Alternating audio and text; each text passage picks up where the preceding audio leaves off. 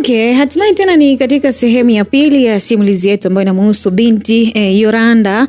Mara baada ya kuwa tumeshasoma sana katika sehemu ya kwanza ya simulizi yetu, sasa tuko katika sehemu hapa ya pili, lakini pia hii itakuwa ni sehemu ya mwisho ya simulizi yetu ili tuweze kupata dhana ambayo mwandishi alikuwa anataka kutupatia hapa. Kumbuka tuliondoka tukiwa tumeacha kinaga ubaga bwana. Yoranda yupo katika nchi ya watu, nchi ambayo inasemekana kwamba nchi ile ni adui mkubwa sana wa nchi yake, kwa maana yeye yuko Sindu, lakini nchi ile ya Sengo inaonekana kwamba hizi ni nchi mbili ambazo ama falme mbili ambazo hazipatani kweli kweli. Lakini pia kumbuka mfalme yule ambaye ni mkatili kweli kutoka katika nchi yake mwenyewe Yoranda amemtuma kijana wake yule ambaye ndo sababu ya binti hata kuwepo hapa, kwa sababu ukiangalia sababu kubwa ya kwa nini binti yuko hapa ni katika kukimbia. Kwa nini anakimbia? Maana yake alikamatwa. Kwa nini alikamatwa? Basi alikuwa ni kijana Maina. Sasa ametumwa kuja hapa kwa ajili ya kupeleleza. Swali ni je, watakapokutana hawa wanajuana, Yoranda ataamua kumsnitch mwenzake kusema huyu anatoka kwenye falme yetu bwana, huenda anawachunguza, ama atakausha, ama itakuwa vipi? Lakini kumbuka kuna penzi jipi ambalo tumeliona linaanza kuzaliwa pale. Mfalme bwana amefall kwa mtoto wa kike Yoranda, lakini kumbuka hawa ni maadui. Huenda wakati mwingine wadui waga unaisha kutokana na mapenzi. Basi karibu sana msikilizaji, tukapate hatima ya simulizi yetu. Kumbuka hapa ni simulizi yetu media, make sure umesubscribe channel yetu, usiache ku like, share na comment. Lakini pia karibu kwenye group letu la WhatsApp, pale tuma ujumbe kwa ajili ya kuungwa, namba ni 0757567253. Moja kwa moja tutakuwa kwenye familia kubwa ya wapenda simulizi wenzako.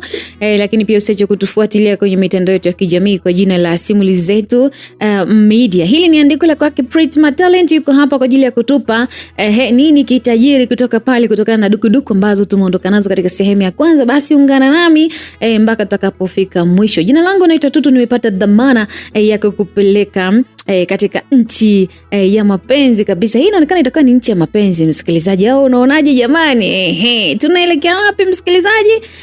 Basi mimi pamoja na wewe kwa pamoja tuongozane hapa kwa ajili ya kuelekea katika falme ya Sindu. Kumbuka katika zama za mwisho ilikuwa ni wakati ambapo kijana alikuwa anaagwa pale na babake mzazi ambaye ni yule mlinzi, lakini pia babake ambaye ni mfalme, yeye bado hajui bwana.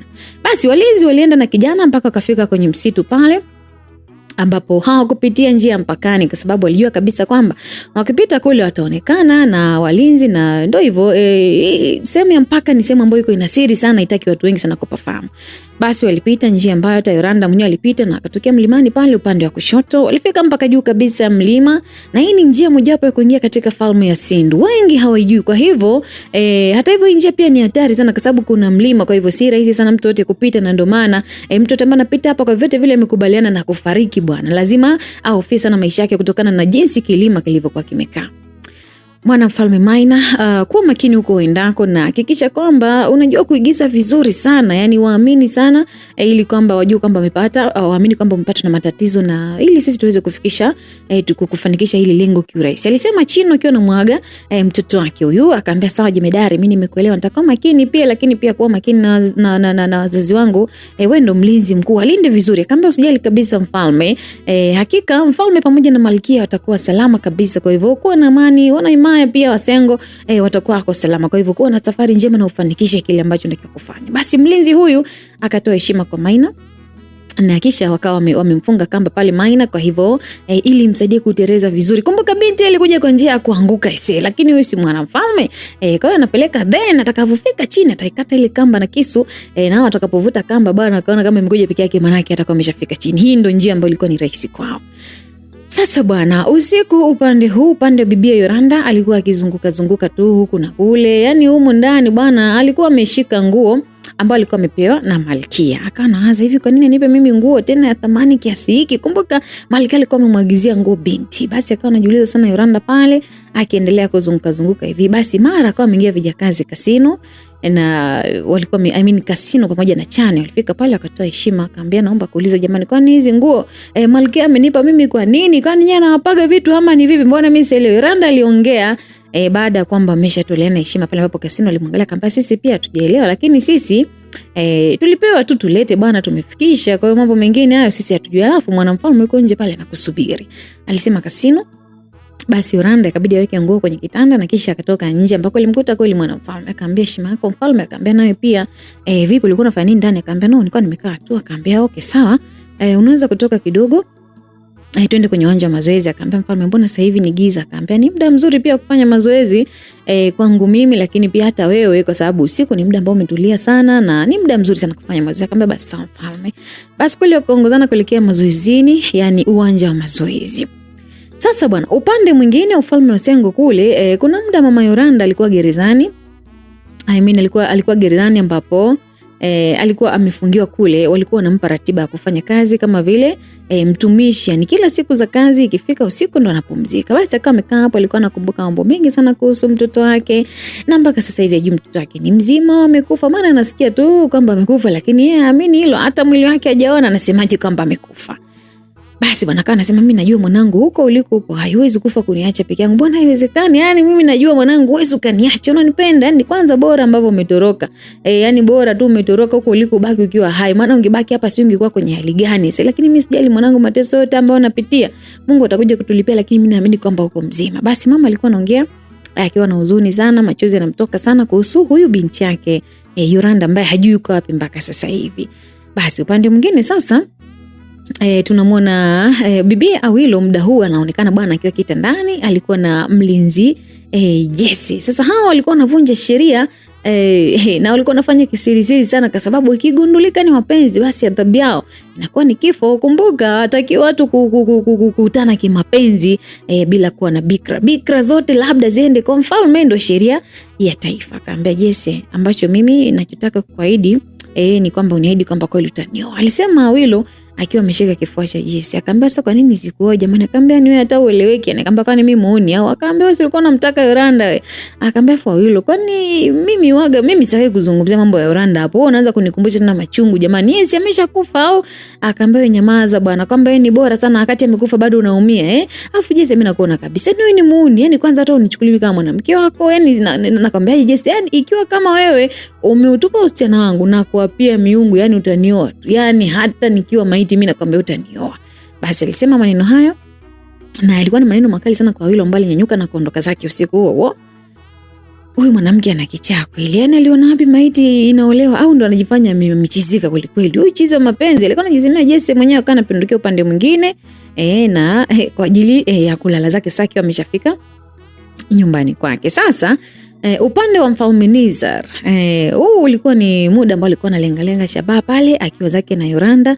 Akamwambia achukua mshale ulenge na wewe. Alimwambia akimpatia Yoranda. Akamwambia mbona mimi lakini sijui, nilijifunza kwa miezi michache tu lakini sijui. Akamwambia hamna shida, jaribu, kama utakosea basi kuanzia leo tutaanza darasa hapa. Akamwambia basi sawa. Basi Yoranda kweli akachukua upinde akaweka kwenye mshale na kisha akalenga target pale, akauachia mshale. Aisee, ulienda kugonga pembeni kwenye kiduara cha blue. Yani katikati ya kiduara ndipo ambapo unatakiwa ugonge mshale, lakini aligonga nje ya kiduara hicho pembeni kidogo. Na hili maanisha kwamba bado alikuwa hajaweza. Basi mfalme akatabasamu tu akamwambia basi sogea mpaka hapa. Alimwambia aisee, Yoranda alikuwa anaogopa, anaona amsogelee karibu tena mfalme sitaenda kumgusa. Afu unajua mfalme aguswi eti. Unamgusaje mfalme? Unaweza wewe mwenyewe kumgusa hata rais hapo. Akamwambia hebu sogea, akamwambia tena. Basi akawa amemshika mkono wa Yoranda akamsogelea, akamsogeza mbele yake, naye akawa nyuma yake hivi. Afu Yoranda yuko mbele. Basi akamuelekezea kichwa chake kwenye bao la kulenga mshale na kisha akamshikisha vizuri upinde na akauchomeka kwenye mshale pale. Akasogea karibu kabisa na Yoranda pale. Yani sasa unaelewa, yani ile mtu anakufundisha kuvuta na kuachia mshale alafu yuko nyuma yako bwana. Zero distance hiyo hapo, pumzi kwa pumzi, miili imegusana kabisa. Sasa pembeni alikuwepo mama mzazi pamoja na bibi yake na Nizar alikuwa anashuhudia hili tukio. Malkia akatabasamu akamwambia kuna kitu kikubwa sana nakiona kwa Nizar, mwanangu wa pekee ambacho sijawahi kukiona tangu ni mzae, anakiona mama. Bibi akauliza kitu gani? Akamwambia utulivu tu wa nafsi, namuona mwanangu ana utulivu kabisa, yani kuanzia mwili wake na akili mpaka nafsi yake. Akamwambia mimi pia naliona hilo. Akamwambia niliongea na bibi Asha, alisema mama Nizar, akamfanya bibi ashtuke kidogo, akamshika mkono na kuingia naye ndani ili apate hizo taarifa waliongea kitu gani. Sasa tukiacha pale tunaenda upande mwingine ambako tunamwona Malkia Deri ambaye alikuwa anazunguka huko na kule, anaonekana na mawazo sana na mara kama amefika jemedari akiwa na walinzi wake. Huyu ni Chino huyu. Alifika pale akampa heshima na kisha walinzi akaondoka, akamwacha jemedari akiwa na Malkia. Akamwambia vipi, amfika salama? Akamwambia ndio Malkia yangu, ondoa shaka. Akamwambia vipi kwa hiyo hawajamuona. Akasema hilo hatuwezi kujua kwa sababu aliposhuka chini kabisa tunajua kinachoendelea zaidi sana. Kamba imekatwa, kwa hiyo tukaitoa kamba na tukarudi, na makubaliano alikuwa ndo hayo. Akamwambia jamani, mbona mimi naanza kuogopa jamani? Akamwambia usiwe na hofu kabisa malkia wangu, utakiwa kuwa unaogopa kabisa, mtoto mbona ni jemedari kama babake, atarudi tu akiwa salama. Akamwambia basi sawa. Akamwambia basi naomba tuutumie usiku wa leo ili kupooza mchoko wako wa mwili, alisema jemedari akiwa amemshika mkono malkia Deria. Akamwambia pana bwana Chino, kwa leo itawezekana, maana hata mfalme ananihitaji leo. Akamwambia ukisema hivyo wanaumia. Akamwambia ndio hivyo bwana, niache bwana, sisi tukakuta hapa, mimi naondoka bwana, tutaonana kesho. Basi baada ya kusema hivyo malkia kweli aliondoka haraka maeneo hayo kwa ajili ya kuelekea kule kwenye ufalme wake. Sasa upande mwingine nyumbani ambako anaishi binti ya Willow, muda huu bwana alikuwa anarudi kwao. Alifika na akamkuta nje mama yake ambaye alishtuka sana kutegemea. Akamwambia Willow, umetoka wapi sasa hivi?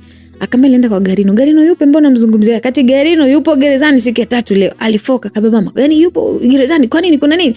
Akamwambia si huyu mwanae sasa hivi wakati wanabishana pale babake alifika pale akawa anauliza kuna nini? Akamwambia si huyu mtoto wako sasa hivi wanarudi hapa, na mweza mtoka hapa, anaweza mtoka kwa Garino. Wakati Garino huyo amekamata tongo majuzi. Baba Willow mwanao bila shaka huyo ameshaanza uhuni. Akamwambia hayo mimi hayanihusu. Wewe ndo mwanamke unatakiwa ukae chini uongee na mtoto wako. Mimi hapa unanijua vizuri kabisa. Yaani akibeba mimba atajua mwenyewe, akiwawa mimi nitazika, nimemaliza. Na huyo mtoto huyo sio mtoto mdogo. Kama kifa anakitafuta mwenyewe basi mwache bwana, atakipata, atakufa, alisema mzee kwa sauti kali sana.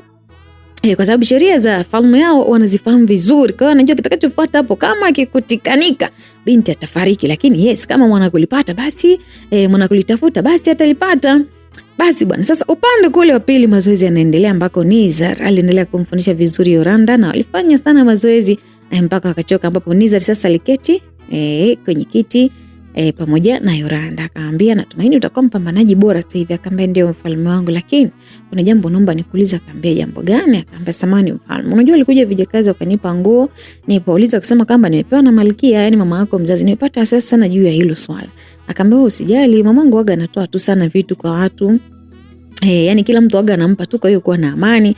Mfalme akamtoa wasiwasi wakati wanaongea pale. Basi mdaule akawa amekuja, walinzi wawili walikuwa na hema sana. Jamani kuna nini? Akamwambia mfalme, tumempata kijana mmoja yuko chini ya mpaka anavuja sana damu na ana majeraha mwilini, hajitambui kabisa. Sasa Yoranda alishtuka. Mfalme akanyanyuka pia, akamwambia umetokea hapa? Akamwambia hatujui.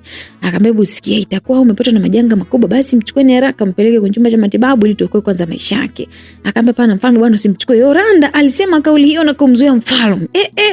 Amesaidiwa lakini amegoma. Mfalme, tafadhali nakuomba kwa makini sana, nakuomba usimchukue kwanza mpaka nimuone sura, kwa sababu mimi nawajua vizuri wana himaya wa Sengo, huenda wananitafuta mimi au huenda wanatafuta kitu huku, na mimi sina himaya na Sengo. Mfalme Faru yule mimi namfahamu vizuri sana, ni mjanja na mitego mingi sana, alisema Yoranda kwa ujasiri. Akamwambia Yoranda, sasa tufanye jamani, tayari mtu ameshakuta kwenye himaya yetu, inabidi tu tumchukue, alisema mfalme. Akataka kuondoka, lakini Yoranda akamzuia tena, akasimama mbele yake, akamwangalia mfalme kwa makini sana, akaenda chini akapiga magoti pale. Aisema mfalme alishangaa kutegemea ile jambo. Akamwambia mfalme wangu, nakuomba mtukufu, niko chini ya miguu yako, nakuomba sana mfalme wangu, usiruhusu awe karibu kabisa na himaya hii, japo sijamjua ni nani, lakini natamani kwanza kumuona. Mimi najua vizuri himaya ile, ni bora tu mhifadhi mbali kidogo kwenye himaya au kwenye himaya mafichoni huko, lakini usimlete hapa, itakuwa ni hatari, alisema Yoranda kwa ujasiri mno, akionyesha jambo ambalo analiongelea kwake ni lina ukubwa sana. Basi mfalme akamwambia basi sawa, nitamchukua nitamweka mafichoni, atakuwa chini ya ulinzi mkali mpaka tujue imekwaje.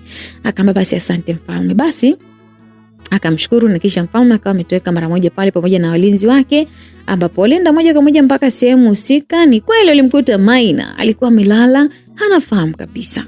Basi mfalme Nizar akamsogelea Maina, akamwangalia vizuri mara mbili, hata kujua alimuona ni sura ngeni kabisa. Akambebu mchukueni mkamhifadhi kwanza chemba, alisema mfalme, na kisha walinzi wakambeba haraka na kuondoka naye. Chemba ni sehemu ambayo ipo special kwa mtu mmoja, yani unapelekwa hiyo sehemu na hutoki nje, unakuwa chini ya ulinzi mkali sana. Sasa bwana, leo usiku ulipita na hatimaye siku nyingine pia iliwadia. Siku hiyo bwana, binti Yoranda aliamka mwenyewe kwenye kazi zake, alikuwa akifua pamoja na vijakazi wengine. Alikuwa anafua na tabasamu mwenyewe, alimkumbuka sana mama yake ambaye mpaka sasa hivi hakuwa anajua toka kwenye hali gani. Akamwambia Yoranda, nasikia Fedai alifika hapa akaanza kufanyia fujo, alisema kasino, akaambia Fedai ndo nani? Kama binti mmoja hivi ambaye alipewa adhabu na mfalme baada ya kufanyia fujo, akaambia yule kumbe ndo jina yake hilo. Alipewa adhabu. Akaambia yule binti anapenda sana kujiamlia mambo. Akaambia kwa nini? Akaambia yani hata basi kabla hajamaliza hata kuongea akaja Malkia pamoja na vijakazi wake. Basi haraka Yoranda na Kazino walinyenyuka pale na kutoa heshima kwa Malkia. Yoranda, nakuhitaji sasa hivi oga uvae nguo ambayo nimekupatia, alisema Malkia. Akaambia sawa, nashukuru Malkia, alijibu binti na akageuka kuondoka zake. Akaacha maswali mengi sana kichwani kwa Yoranda, hakujua hata anaitwa kitu gani.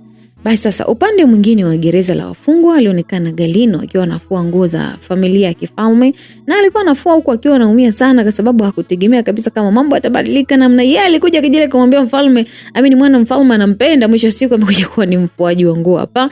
Basi akiwa hapa anafua kama amefika mama Yoranda, naye alikuwa anafua nguo chafu pale, alifika akatupa chini, akaambia umeambia ufue na hizo kijakazi, alisema mama Yoranda, na kisha akageuka ondoka. Akaambia kijakazi nani? Afu mama unachokitafuta na kwamba utakipata, usije ukaomba nitoke huko ndani, mbona utajuta? Akacheka akaambia kwa taarifa yako hapa utoki mpaka uzeni, hapa ndo umefika, na hata kama unatoka utakuwa wewe ni wa mwisho. Alijibu majibu ambayo alimuumiza sana.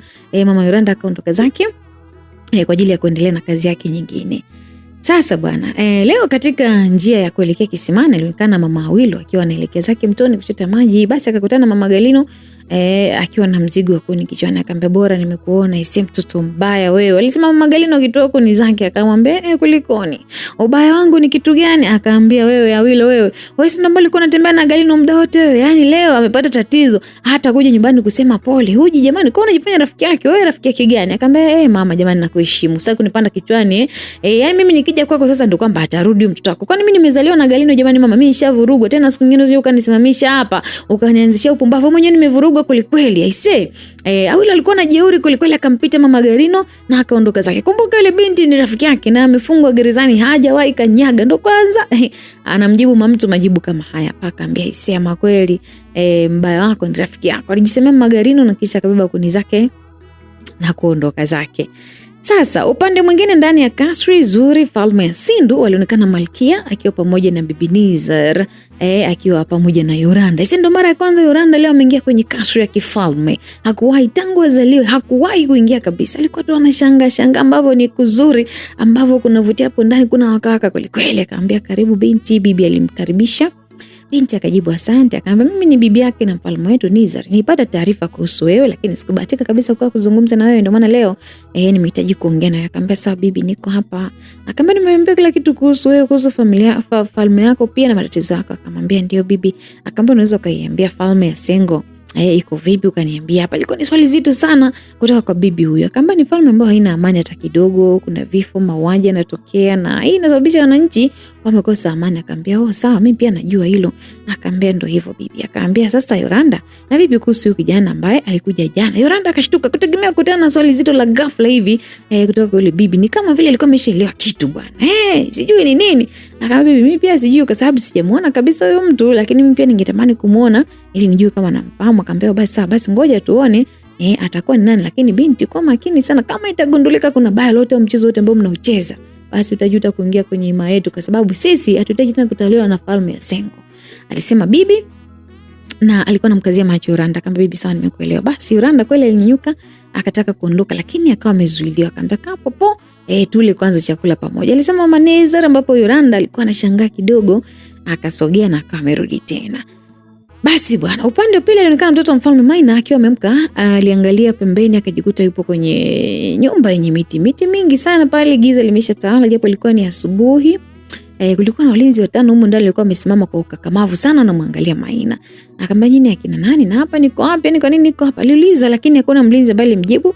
Basi mara kama ameingia mfalme Nizar mbali kwa yuko na walinzi wake nyuma. Basi haraka wakamtolea heshima pale. Akamwambia heshima yako mfalme. Salamu hii ilimshangaza sana Maina kwa sababu aliona falme yenyewe mbona mbovu hivi? Alafu mfalme mbona ni kijana tofauti na ambavyo alizoea.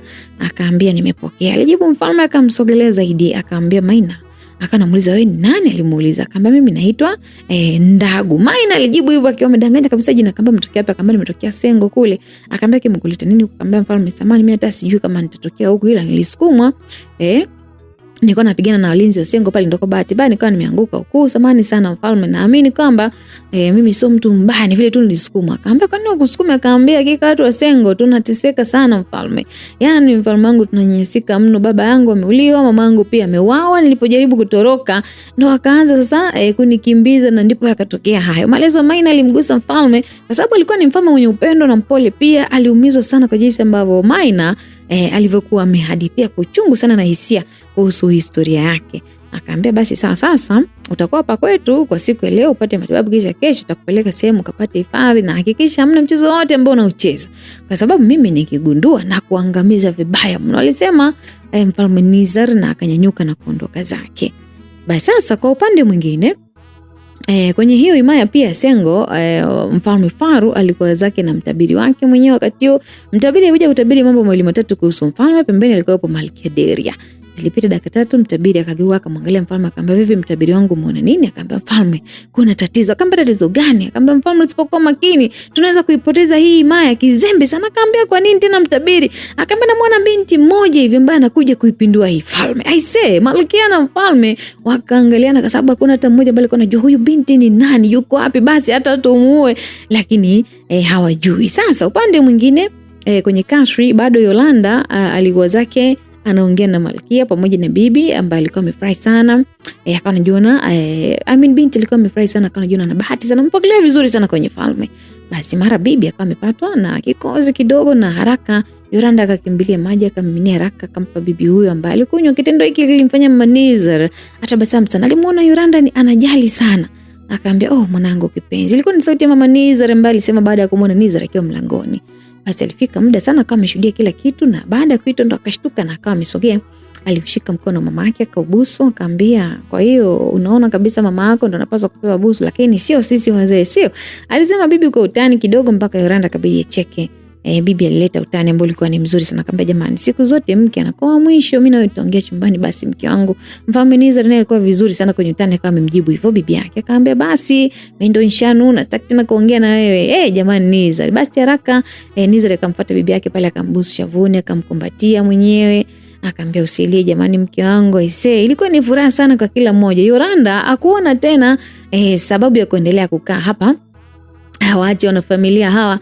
Akaona tu apige zake hatua kwa ajili ya kuondoka bwana. Bibi unasemaga ukimzalia mtoto wa kiume anamuita mume wake, ukimzalia kike anamuita mke mwenzake, ndio hivyo bwana.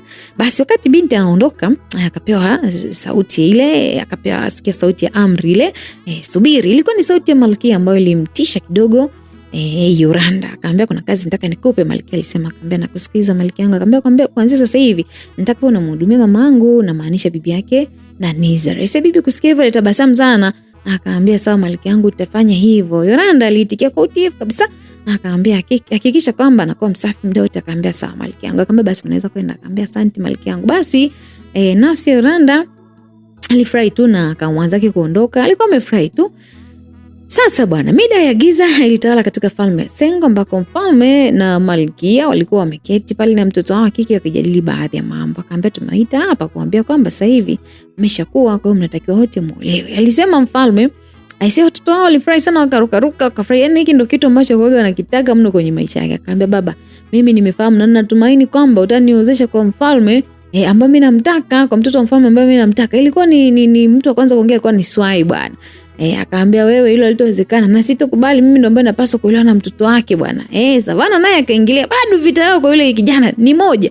Akaambia, jamani nyamazeni bwana, nishawakataza, mkubwa akiongea fungeni midomo jamani, afu mwe mna adabu nyie, hamjui vizuri kwamba huyu ni mfalme, hata kama ni baba yenu hamjui. Malkia alikuwa anafoka. Akamwambia, tusamee mfalme. Alisema Savana. Akamwambia, watoto nyinyi wajinga sana, tumuelewa vizuri lakini hamna adabu kabisa. Bado Malkia aliendelea kufoka. Akamwambia, mke wangu tulia bwana, jambo mbona dogo tu mke wangu. Mbona dawa yao ni ndogo? Alisema mfalme. Akawageukia.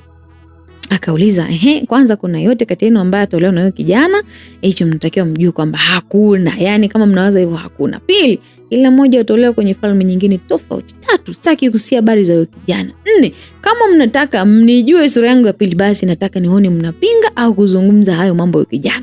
Nimemaliza. Hii ilikuwa ni amri ambayo ilikuwa imetoka kutoka kwa mfalme. Haipingwi, ni unataka kusema tu ndio mzee. Basi aliongea kwa ukali mzee, na kisha akanyanyuka Akaondoka akiwa ameacha watoto wake. Haya, mnaona mshamkasirisha baba yenu, waone mlivyowajinga, yani watoto ni wajinga. Badala muanze mambo muhimu, sijui hata mnamuombea dua kaka yenu, nyie sijui hata ni watoto gani mmekuwa wajinga mpaka najuta kuwaza. Yani badala mgombanie vitu vya maana ndio mnagombania mwanaume, nyie watoto ni wapumbavu nyie.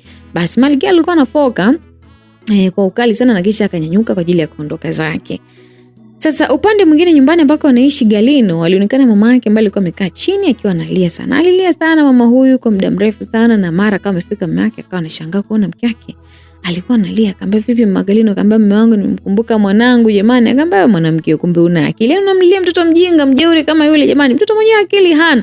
Acha kwanza apate adabu, apate adhabu, akirudi atakuwa na akili. Akamwambia, lakini mume wangu kumbuka tuna mtoto mwingine zaidi yake, yule ndio mtoto wetu wa pekee, na unasahau kwamba tulipata shida sana mpaka nampata Galino jamani. Yote umesahau baba Galino.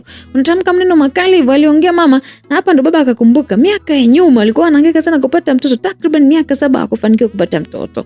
Wakaendelea kuhangaika kwa wataalamu mbalimbali, na ndipo mama Galino alikuja akashika ujauzito wa Galino. Akakumbuka mengi sana nyuma huko, alikumbuka changamoto nyingi sana ambazo alipitia kutoka kwa wanaimaya, kumcheka mke wake kwa kuwa hakuwa anazaa. Alikumbuka kejeli zote zile, na hii sasa akawa imemgusa sana. Basi akawa ameinama chini akawa amemkumbatia sasa huyu mke wake. Akamwambia, nisamehe sana mke wangu, kwa kweli tuliteseka sana kumpata Galino, lakini usijali, mimi naamini kwamba atakuwa sawa na atarudi salama. Alisema baba huyu akimpiga hivi mabegani mke wake. Akamwambia, na vipi kama litamkuta tatizo? Akamwambia, hapana bwana, mimi naamini atakuwa salama, tuna hata hivyo kesho basi tutaenda kumuona. Basi baba Galino akamtia moyo mke wake na akawa ametulia kabisa, akiamini kwamba wako pamoja na mume wake, lakini pia huenda kweli kesho akawa ameenda kumuona huyo mtoto wao. Basi katika falme ya Sindu leo bwana, muda huu mfalme Nizar alikuwa zake ameketi akiwa na mama yake. Walikuwa wanakula matunda wenyewe taratibu, wako wanapata zao matunda kwa afya bwana. Sasa mama akawa amemuita kijana wake akamwambia, Nizar. Akamwambia, naam mama, nakusikiza. Akamwambia, vipi kuhusu swala lako la ndoa jamani? Basi Nizar alishtuka kidogo mpaka akashindwa kuendelea kula tena tunda ambalo alikuwa ameshika. Akamwambia, mbona umeshangaa hivyo jamani, nakuuliza kuhusu swala lako la ndoa. Lini ndo anza kutangaza kuchagua mke? Akamwambia, mama naomba kwanza nivute subira, mambo ya ndoa yataenda taratibu mama. Akamwambia, unamaanisha nini? Akamwambia, nitaoa mama, lakini sasa hivi navuta subira kidogo, maana kuna miingiliano mingi sana natakiwa kwanza kumalizana nayo, changamoto za himaya na nini. Akamwambia, sawa nimekuelewa, lakini bibi yako aliongea na Yoranda na akamsika kabisa asije akawa ni mtego, kwa sababu akigundua atamfanya kitu kibaya. Kwa hiyo endelea pia kufanya uchunguzi kwa huyo Yoranda. Hata mimi mwenyewe nimempa kazi ya kumwangalia mama ili nipate kumtambua vizuri zaidi kwa undani. Akamwambia, ondoa shaka mama, mbona Yoranda ni mtu safi, tena hana chochote kibaya, na na wasiwasi tu sana na huyo kijana ambaye ameingia.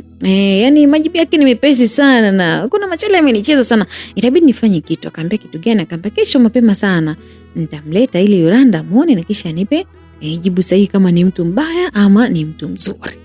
Basi bwana, sasa leo upande mwingine Yoranda kwa zake ametulia ndani anatafakari baadhi ya mambo fulani ambayo kutoka kwenye maisha yake. Basi mara kama ingia wajakazi kwa maana ya Kasino pamoja na Chane ambao anaishi nao hapo ndani. Akamwambia, na umerudi, maana mchana kutwa hatujapata kukuona. Alisema Kasino. Akamwambia, nilivyoondoka sikurudi tena, ndo narudi sasa hivi. Akamwambia, sawa, una bahati, maana umpata fursa nzuri. Alisema Chane akiwa anakaa chini. Basi mdau akasikia sauti ya mlinzi ikiita nje.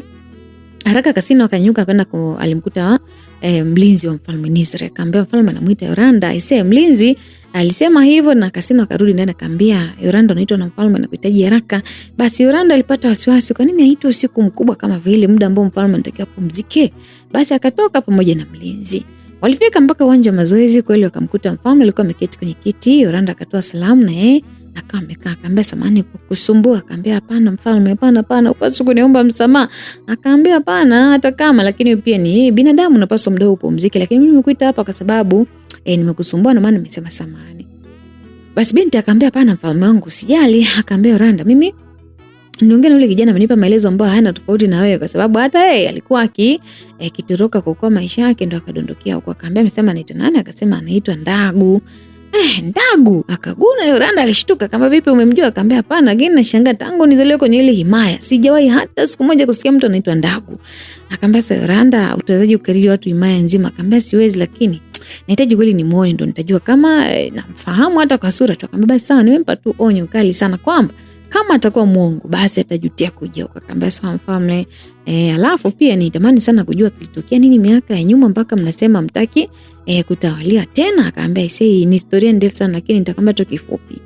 miaka ya nyuma kabla sijazaliwa kulikuwa na mfalme mmoja tu, yani Sengo, na Sindu ilikuwa ni falme moja, na falme hiyo ilikuwa inaitwa Gwale na ilikuwa inaongozwa na babu yangu mimi, lakini hatukujua kama rafiki wa baba yangu alikuwa ni msaliti, alikuwa na falme yake akishirikiana na babu yangu mzaa mama, na ndipo wakafanya juu chini kuchukua falme hiyo, wakampindua baba pia wakamuua, na mimi hapo nilikuwa na miaka 6. Kwa hiyo ndio kumbukumbu ambayo ninayo.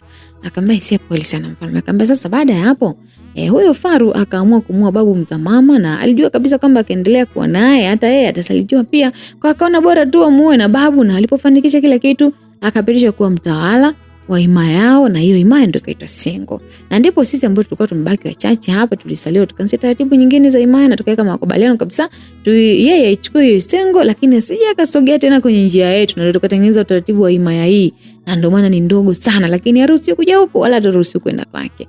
Akamwambia ina maana kwa kipindi chote hicho ambacho tulikuwa tunakaa, kumbe hii himaya ilikuwa ni ya watu jamani, yani kumbe mmedhulumiwa. Akaambia ni kweli, lakini nyinyi sio makosa yenu, haya ni makosa ya faru, na lazima nilitalipiza kisasi kama ambavyo alimwaga damu kwetu, yani lazima na sisi tutakuja kumwaga tu kwa. Akaambia si mfalme pole, lakini tutashinda, mimi niko pamoja na bega kwa bega. Basi bibi Yoranda akawa anamsupport mfalme kwamba kama kuna siku atakuja anzishe vita, basi yeye yuko pamoja na yeye kupambana naye pia. Basi bwana, sasa upande wa Maina leo alikuwa zake amelala pale usiku, na mwili wake alikuwa amepanga mipango mingi sana kuchukua falme ya Sindu, na hiki ndio kitu ambacho anawaza sana kuhusu kuitawala hiyo falme. Akawa anasema kwamba hapa sina muda kupoteza, inabidi kesho usiku nianze kazi kwa haraka. Alijisemea Maina kimoyomoyo mwenyewe, akawa anajipa matumaini ya kushinda kabisa kwenye operation. Nene kwenye kichwa chake kwa zile hesabu za kutoa, yani alishakuwa ameshafanikiwa bwana. Basi bwana, sasa usiku huo akawa akapita ukapita asubuhi na mapema, ambapo kulipambazuka katika falme ya Sindu. Basi siku hiyo Yoranda naye pia alikuwa ameamka zake mapema kwa ajili ya kwenda kumwandalia bibi nyumba, kumfanyia usafi na kila kitu.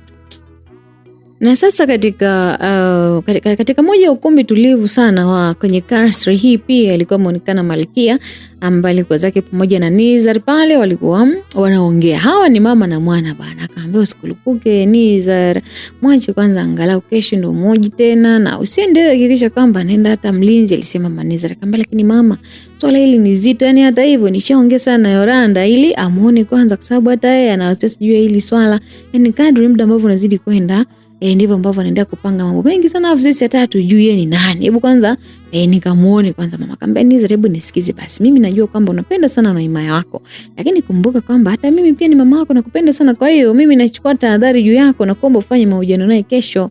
Akamwambia mama sawa, lakini mimi na wasiwasi. Akamwambia ndio wasiwasi kabisa, kwa sababu ulinzi mbona upo mwingi sana. Akamwambia basi sawa mama. Basi kabidi mfalme Nizar asitishe kwenda kwa Maina leo kumchukua, kwa sababu mama alikuwa ndo ameshakataa hivyo. Sasa bwana, upande pili huko kwenye falme ya Sengo muda huu basi alionekana Awilo alikuwa anapika miogo mwenyewe kuchemsha pale jikoni, na mara akawa ametoka nje kwa mama yake. Akamwambia ni Awilo unapika masaa 100 jamani. Akamwambia mama jamani, ndio namalizia hapa. Akamwambia utatua na njaa, yani wewe, yani sijui kwa nini. Basi mama yake alikuwa analalamika. Akamwambia mama jamani, basi Awilo anataka kuendelea kuongea, lakini kabla hajamaliza alisikia chef cha ghafla sana, kwa haraka akanyanyuka kwa ajili ya kwenda kutapika. Dalili ya kwanza kabisa ya hatari kwa binti ni hii hapa. Sijui yana nini, lakini basi bwana akasema Mungu wangu. Mama alipiga ukunga akaweka kichwani, hiyo mikono yake ikiwa naashiria mbona kama kuna shida. Muda huu baba Awilo naye alikuwa ndo anatoka shambani. Akamwambia vipi, mbona mikono kichwani?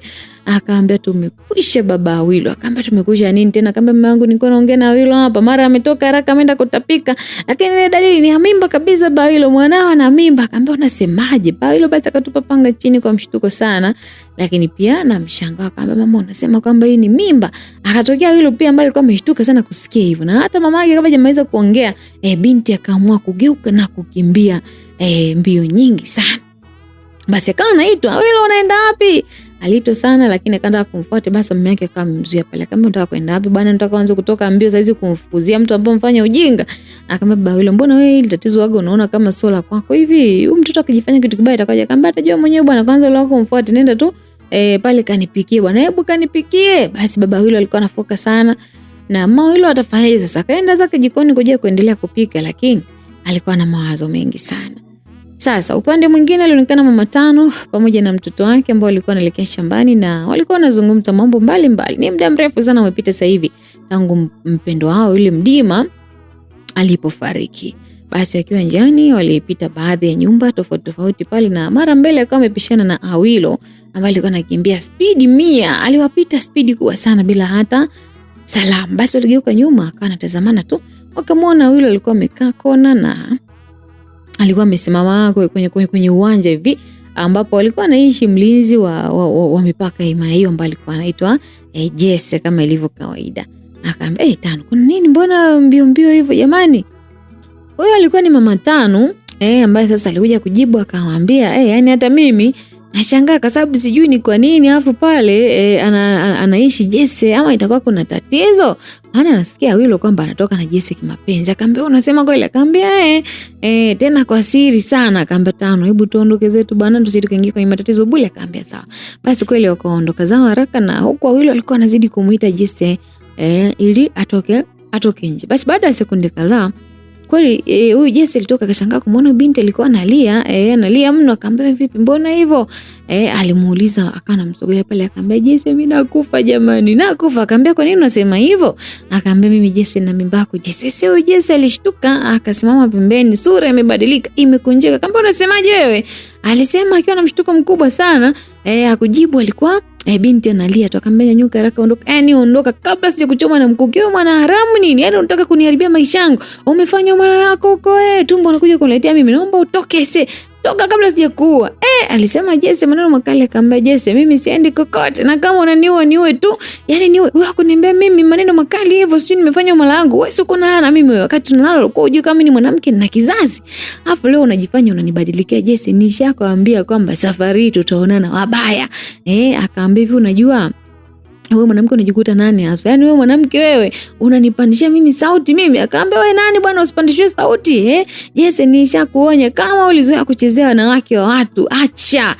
Na nikakwambia kwangu mimi itakuwa nifunga kazi. Tena unisikilize kwa makini baba, hii mimba ni yako, utanioa na utalea. Na ukikataa ni Jesse, ukikataa na kuahidi mimi nakufa na wewe. Yaani siku naye kufa tunakufa wote. Ama la kifo chako kitaanza mimi nitafuata. Yaani hilo ni jambo ambalo unatakiwa ulijue. I say, alikuwa ni maneno ya binti Awilo na akawa amegeuza kuondoka zake. Pembeni ya nyumba alionekana mama Galino, mama ambaye mwanae alikuwa amekamatwa anatumikishwa kazi kule kama adhabu katika himaya ya kifalme. Mama huyu akatabasamu tu akasema, alikuwa anaona raha mwanangu alivyofungwa Awilo, sasa zamu yako na wewe inafuata. Akajisemea mama huyu na kisha akaondoka zake. Basi baadaye kwenye mida ya baadaye hivi kwenye falme ya Sindu alionekana binti Yoranda ambaye alikuwa anatembea kwenye himaya hiyo. Alikuwa na vijakazi wawili ambao alikuwa anaishi nao. Basi akiwa anatembea pale kuna binti moja akawa anafuatilia kwa nyuma bila kujua. Binti hiyo alikuwa amejifunika vizuri sana sionekane na hakuna ambaye alishughulika naye kwa sababu kila mmoja alikuwa zake busy na mambo yake. Basi binti aenda kuwafuatilia akaona wanaingia kwenye moja ya kijumba pale. Aliingia Yoranda tu na pale kwenye kijumba hicho wengine walikuwa mbaki wanamsubiri. Baada ya sekunde kadhaa Yoranda alitoka akiwa mbeba kikasha fulani ambacho kimezungushiwa nguo pia. Basi binti alikuwa amejifunika tu usoni pale, akachomoa mshale na upinde wake na akalenga. Target ilikuwa ni kwamba akiachia mshale moja kwa moja unaenda kwa Yoranda, unaenda kutua shingoni. Kwa nini anataka kumchoma? Basi binti kweli alivuta mshale ambavyo inatakiwa, akalenga shabaha kwenye shingo ya Yoranda. Huku hawana hili wala lili, na huku binti anaojeli mshale na kwenda kwenye shingo ya Yoranda. I say, ilijitokea pale kila mmoja hakuamini. Alitokea mfalme Nizar akamkumbatia Yoranda na kisha mshale ukamchoma begani kwake mfalme. Isa kila mmoja alistaajabu, kila mmoja akashangaa na hakuamini. Nani huyu ambaye amemchoma mfalme mshale? Huyu ambaye amechoka kuishi ni nani? Alijiona mfalme ilikuwa ni bora atalishe maisha yake kuliko huyu Yoranda, na kama ingekuwa ni kifo basi mfalme alikuwa tayari kufa. Lakini kwa nini ana sacrifice sana hivi? Basi binti mwenyewe alibaki anatetemeka, hata nguvu za kukimbia zilisha. Hakutaraji kama mfalme atatokea pale. Basi walinzi wakajigawa haraka, wengine wakamkamata binti ambaye alikuwa amesimama na hata nguvu alikuwa hana. Mwenyewe amepagawa kwa kilichotokea. Alikuwa na mawengi kuliko wengine, akawa anamkimbiza mfalme kwenye sehemu ya kupata matibabu kwa sababu tayari alikuwa ameshapoteza fahamu zake. Basi Yoranda aligeuka kumwangalia binti ambaye alipanga kumuua. Baada yake mshale kwa mpata mfalme alimwangalia kwa jicho baya sana, na ndipo ambapo sasa walikuwa wamemvua kitambaa ambacho alikuwa amejifunga usoni kwake. Si alikuwa ameficha hivi macho. Binti akatolea kitambaa tujue ni nani usoni. Alikuwa ni Fedai. Yes, ni Fedai, binti ambaye anampenda mno Mfalme Nizar. Na kwa mara ya mwisho alipewa adhabu na kisha akawa amefukuzwa kwenye himaya ya kifalme, lakini binti aliapa kwamba atalipa kisasi kwa yule binti ambaye yupo karibu sana na mfalme. Na leo alikuja kulipa kisasi, lakini bad luck, amemchoma mshale mwanaume ambaye yeye mwenyewe anampenda vilivyo. Basi Yoranda alikuwa mpata hasira sana, akataka kwenda kumfuata Fedai, lakini Kazino pamoja na Chane wakamkamata, akajitahidi kuondoka naye, na Fedai akawa amekamatwa pia pamoja na kutolewa pale ambapo alikuwa yupo.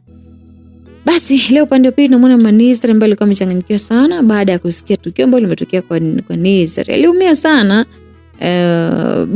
yani sana, alikuwa ameumia sana, bibi pia alikuwa ameumia. Basi haraka akaenda chumba cha matibabu ambapo Nizar alikuwa akipata matibabu. Akamwambia niacheni nimuone mtoto wangu jamani, hebu niacheni, mwanangu ndio huyo mmoja, mwanangu wa maisha jamani. Mwanangu mbona familia inaendelea kuishi kwa ajili yake jamani, mwanangu mpata nini, mbona mniache. Basi mama alikuwa analia sana, na Malkia huyo alikuwa zake ukumbini hapa, alikuwa anajiandaa kutoka, lakini vijakazi wake walikuwa wanamzuia kwa sababu muda huu Nizar alikuwa anapatiwa matibabu ya haraka sana. Basi bwana, sasa nje Yoranda aliliona kwamba jinsi ambavyo mama yake na Nizar alivyokuwa analia sana, yeye mwenyewe akajikuta analia kwa sababu alikuwa amehatarisha maisha ya mfalme. Aliumia sana kwa sababu kama mfalme atakufa, basi lawama zote zitakuja kwake, yeye ndo ambaye amesababisha kifo cha mfalme. Na hata vijakazi pia waliumia mno, kila mmoja alikuwa na huzuni sana siku hii kutokana na hii taarifa zilikuwa zimesambaa sana na kila kona kwamba tukio ambalo lilikuwa limempata mfalme wa Nizar. Na hata Yoranda mwenyewe alipojaribu kutaka kutoka nje ya himaya wale walikuwa wamemrudisha, walimrushia mawe na kumsema kwamba yeye ndio atakuwa sababu ya kuumia kwa mfalme Nizar. Basi hiki kitu kwa kinamuumiza sana Yoranda, kila kitafakari akajikuta anasema natiji kwenda kumuona Fedai, siwezi kumwacha akiwa salama kabisa, alisema Yoranda akiwa ndani akiwa ananyanyuka. Kiukweli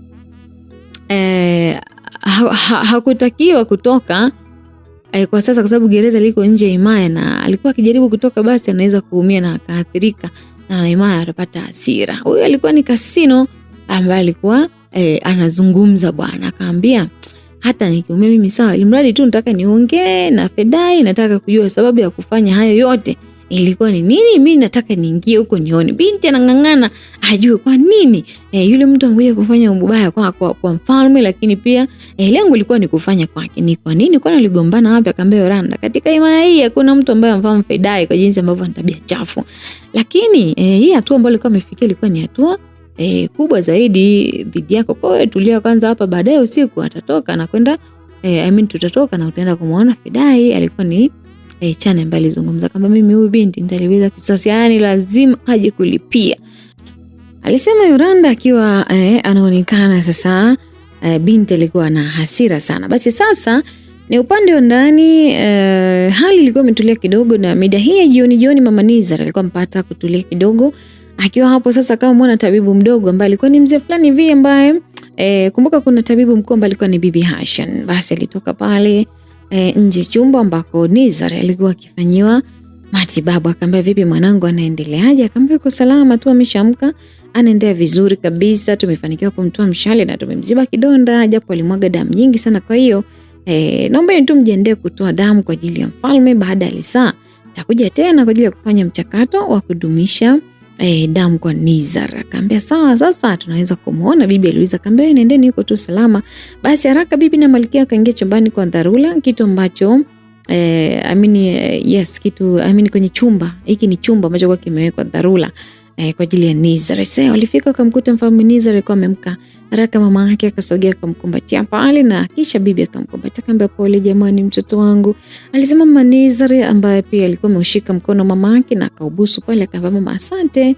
Akamwambia mjukuu wangu jamani pole, nimeumizwa sana na hili, lilikuwaje mpaka umehatarisha maisha yako namna hii, alizungumza bibi. Na hapo ndipo mfalme akakumbuka ilivyotokea. Basi bwana, ilikuwa hivi, muda ule Yoranda alipotoka na kile kikasha na mfalme Nizar pia alitoka nje ya nyumba ile.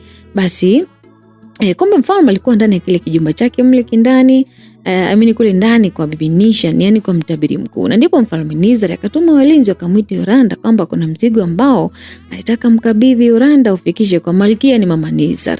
Basi kumbe ndo mdau Mfalme Nizar akawa ametoka na kusimama mlangoni akanatazama alikuwa anamtazama sana yule binti Yoranda, na kisha akanatabasamu akageuza macho huku na kule, ndo akaona kuna mtu alikuwa anavuta mshale kusudio mshale ulikuwa mpate Yoranda, na tena ilikuwa ni mbaya sana. Basi bila kufikiria mara mbili, yani ghafla sana mfalme ndipo ambapo alijitokeza na kumkumbatia Yoranda, na kisha ndivyo ambavyo ilikuwa mshale ukawa umempata yeye begani. Akamwambia ndo ilikuwa hivyo bibi. Akamwambia kwa nini sasa na wewe umehatarisha maisha yako kwa ajili yule binti jamani?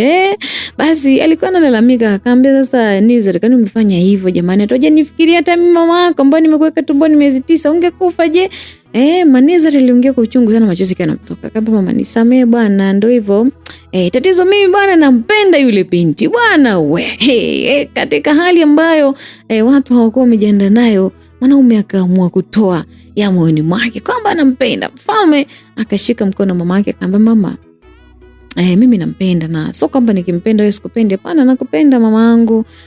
Na hata ungekuwa ni wewe bado ningekinga moyo wako, kwa sababu mimi nisingeweza kuvumilia na kuona unapotea mbele yangu. Najua kabisa mama, maumivu ambayo unayasikia kweli labda ingekuwa athari sana kama jambo lingetokea, lakini ndio hivyo, nisamehe kwa kufanya hivyo kwa Yoranda mamangu, nimeshindwa kujizuia. Mimi nijua kwamba nitampoteza. Mapenzi bwana, acheni nyie, sio kitoto. Mfalme huyo hapa anafunguka mbele ya bibi na mama yake kwamba mimi nampenda jamani. Mama yake akanyanyua mikono. Basi akawa anamfuta mtoto wake machozi kwa sababu alikuwa anaongea akiwa na hisia nyingi sana. Akamwambia usilie bwana mwanangu kipenzi, mimi naelewa mfanye hivyo kwa sababu ya mapenzi mazito ulionayo, lakini siku nyingine usirudie bwana kufanya hivyo. Kabla hata ya kufikiria, basi mwanangu tafadhali ufikirie hata leo kuzaa hivi akisikia mkufa itakuwaje? Basi Malkia alisema akamkumbatia mtoto wake Nizar kwa upendo sana, na akawa anaendelea kumbembeleza pale sambamba na kuendelea kumpa pole. Basi sasa giza lilikuwa limeingia kwenye falme ya Sengo, na muda huo ulionekana walinzi watatu wakiwa wanatembea spidi sana, yani kama walikuwa wanawahi kitu fulani hivyo. Walitembea haraka mno na wakafika katika nyumba ambayo alikuwa anaishi Awilo pamoja na wazazi wake. Akaambia vipi jamani, kuna nini? Mama Awilo alisema, na akashtuka baada ya kuwaona walinzi hao walikuwa wamefika hapo, na hata baba yao pia, baba Awilo alishangaa sana. Akaambia tumeagizwa na mfalme kuja kumkamata Awilo kwa kosa la kwenda kinyume na sheria za mfalme. Amezini, kwa hivyo anahitajika mara moja, alisema mlinzi. Jamani mwanangu pana hajafanya, jamani hajafanya, alisema mama. Mama ni mama tu jamani, kwenye dunia hii mapenzi ya mama peke yake yanaweza kusimama kwa ajili ya kukufunika wewe. Mama anajua kabisa binti sio tu amefanya, lakini ana mimba, lakini ndio hivyo. Mama yuko radhi kukutetea siku zote, na ndivyo ambavyo litokea leo.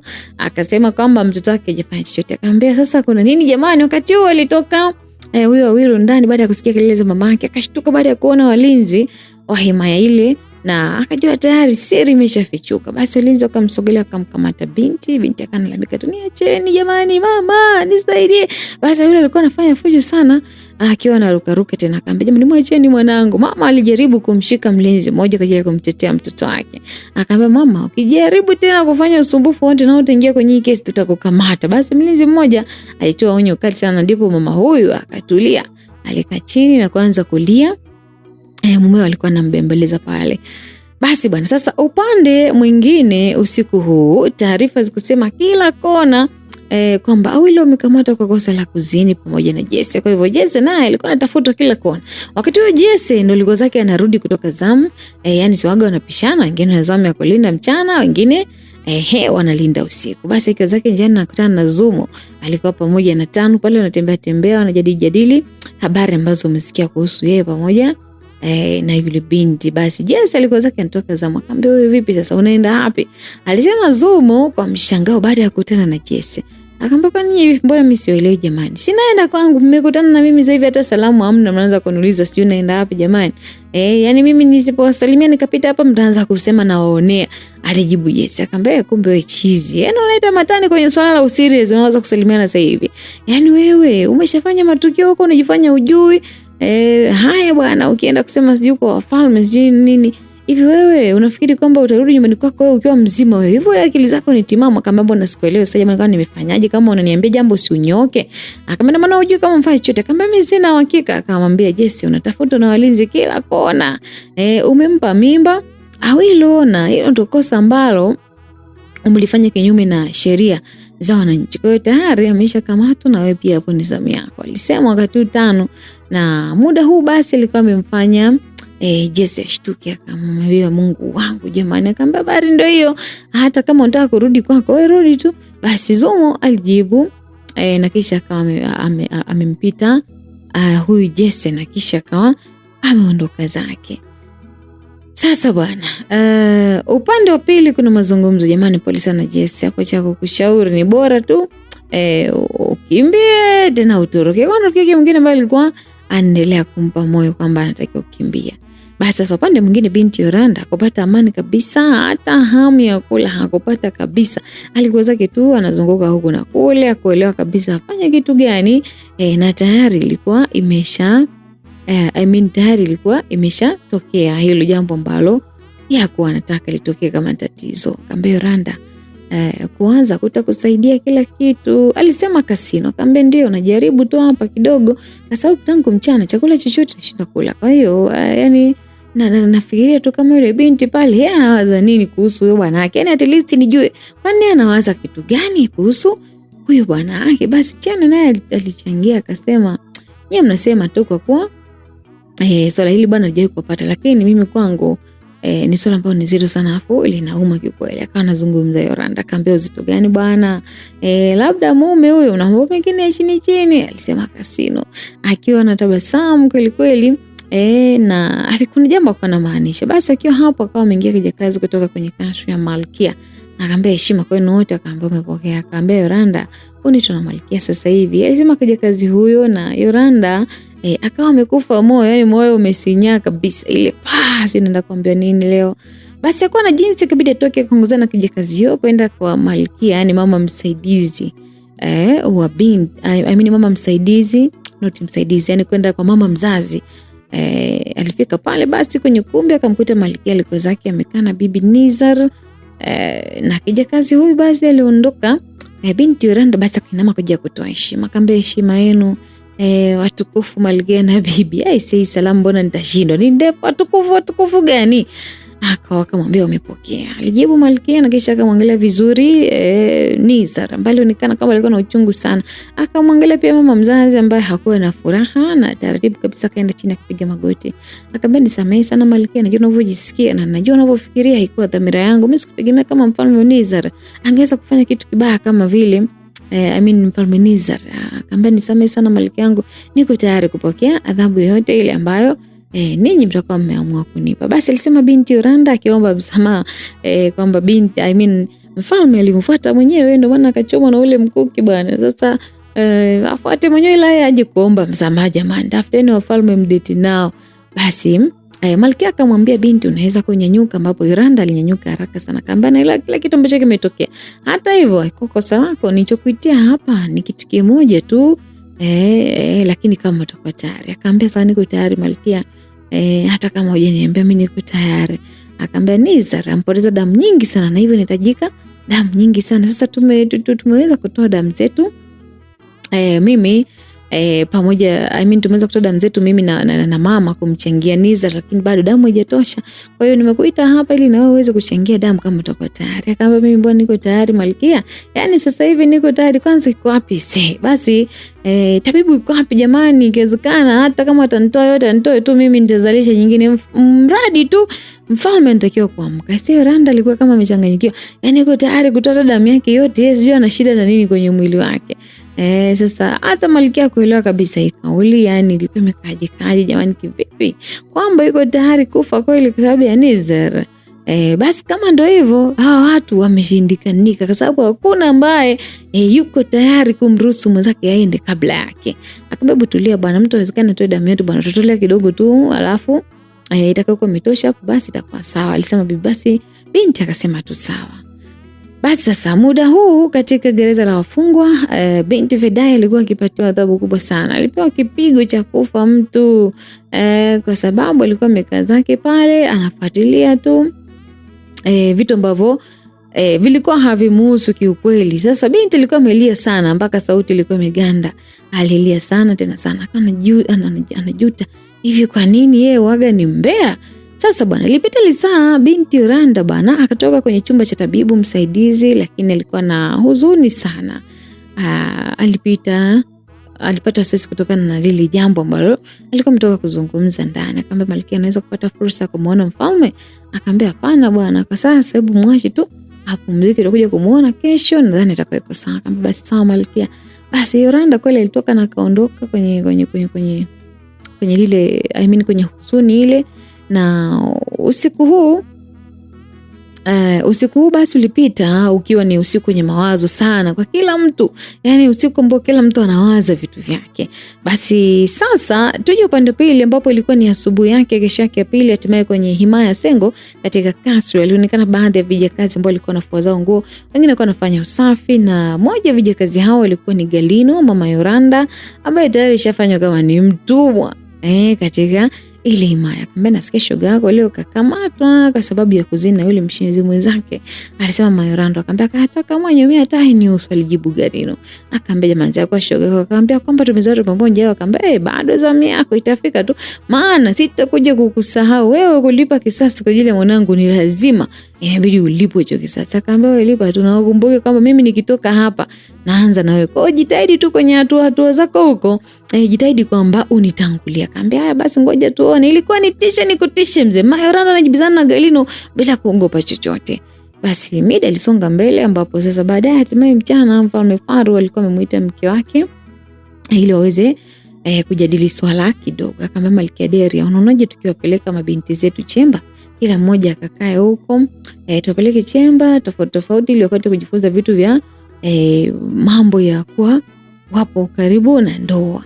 Alizungumza mfalme. Akamwambia ni wazo zuri sana, hata hivyo mume wangu. Akamwambia basi tufanye hivyo, na katika safari hiyo basi mimi pia nitakuwa nao mpaka katikati ya himaya, alafu nitarudi. Akamwambia basi sawa mfalme wangu, mimi nitabaki tu kuangalia himaya yetu. Basi Malkia akawa amefurahi sana, kwenye moyo wake akawa amefurahi mno, kwa sababu hiyo ndio chance ilikuwa ya kupata yeye kuwa huru pamoja na mambo yake. Mwanamke msaliti huyu. Basi bwana hatimaye ilifika jioni kwenye ile falme ya Sindu. Muda huu basi kijana Maina, mtoto wa mfalme Faru pia alikuwa amekaa pale. Hatima yake ilikuwa haijajulikana bado. Alikuwa anawaza na wazo juu jambo lake ambalo alikuwa ameagizwa. Akawa anawaza kwamba hapa nitahakikisha leo naipata na hii falme usiku, na lazima niiteketeze. Yani natakiwa kuwa imara, natakiwa kuwa jasiri kabisa. Kwa nijisemea Maina mwenyewe anaangalia chini ya ardhi, ambapo alikaa kama vile kulikuwa kuna kitu fulani hivi alikuwa kama anakiangalia. Basi usiku giza kweli litanda katika chumba cha matibabu ambacho Nizar alikuwepo pale, amekaa pale. Hali yake ilikuwa sawa kidogo, si kama zamani. Muda huu ukumbini pia alikuwepo Yoranda, ambaye alikuwa na mkandakanda pale bibi miguu yake, akiwa na mawazo mengi sana. Mama Nizar naye alikuwa na mawazo mengi sana. Muda huu alikuwa na mwanza mtoto wake, na mara basi akawa amekuja mlinzi. Akaambia heshima yako Malkia na bibi. Akaambia nawe pia. Akaambia ni maagizo na mfalme kuja kumuita Yoranda, anahitajika, alisema mlinzi huyo. Na Malkia akamwangalia Yoranda na akampa ishara kwamba aende, naye alitoka kweli akaondoka. Basi aliingia mpaka chumbani kwa Nizar, ambako aliletwa humo kutokana na kuwa sasa hivi yuko sawa. Si chumba kilikuwa ni kizuri, na ilikuwa ni kwa mara ya kwanza anaingia hapo chumbani. Akamsalimia heshima yako mfalme. Alimsalimia Yoranda kwa heshima sana, akaambia heshima yako pia, haya sogea hapa. Alisema Nizar, akamuonyeshia kiti ambacho kilikuwa karibu yake. Yoranda kweli alisogea akakaa karibu yake pale, na aisee mfalme Nizar akaanza kumwangalia binti. Alimwangalia sana kiasi kwamba mpaka binti akawa anajisikia sasa aibu. Akamwambia samani sana mfalme, sikutaraji kama utafanya hivyo. Jamani, sikutaraji kama utafanya hilo tukio. Haitaka kuendelea kujieleza, lakini mfalme akamzuia kwa kumwekea kidole chake mkononi like nyamaza. Na kisha akamshika mkono Yoranda akaambia Yoranda, mimi furaha yangu ilikuwa ni kukuona wewe ukiwa ni mzima tu na furaha, sikuwa tayari upate tatizo mbele ya macho yangu. Niliona tu nimeshindwa. Akamwambia lakini mfalme, ilikuwa ni hatari sana na kila mmoja sasa hivi ananishtumu kama mimi nitaka kukuua. Vipi kama usingeamka jamani? Mimi ungefanya hayo jamani. Umefanya vitu vya ajabu jamani, mimi mpaka naogopa. Jamani naogopa. Kwa nini hujawaza kuhusu maisha yako mfalme? Alisema Yoranda akiwa na uchungu sana. Alikuwa anajizuia kulia lakini mwisho machozi yakanamtoka. Basi mfalme Nizar alinyanyua mkono na akawa amemfuta chozi Yoranda. Akamwambia sasa kwa nini unalia mamangu? Akamwambia mimi naumia mfalme, naumia kuona kwamba kila mwanaimani ataniona mimi ni mtu mbaya, hicho ndio kitu ambacho sipendi.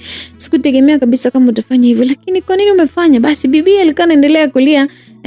Sio analia huyu ama anataka kubembelezwa. Basi mfalme akamwambia mimi nimefanya kwa sababu nakupenda Yoranda, nakupenda ndio maana nimefanya hivyo.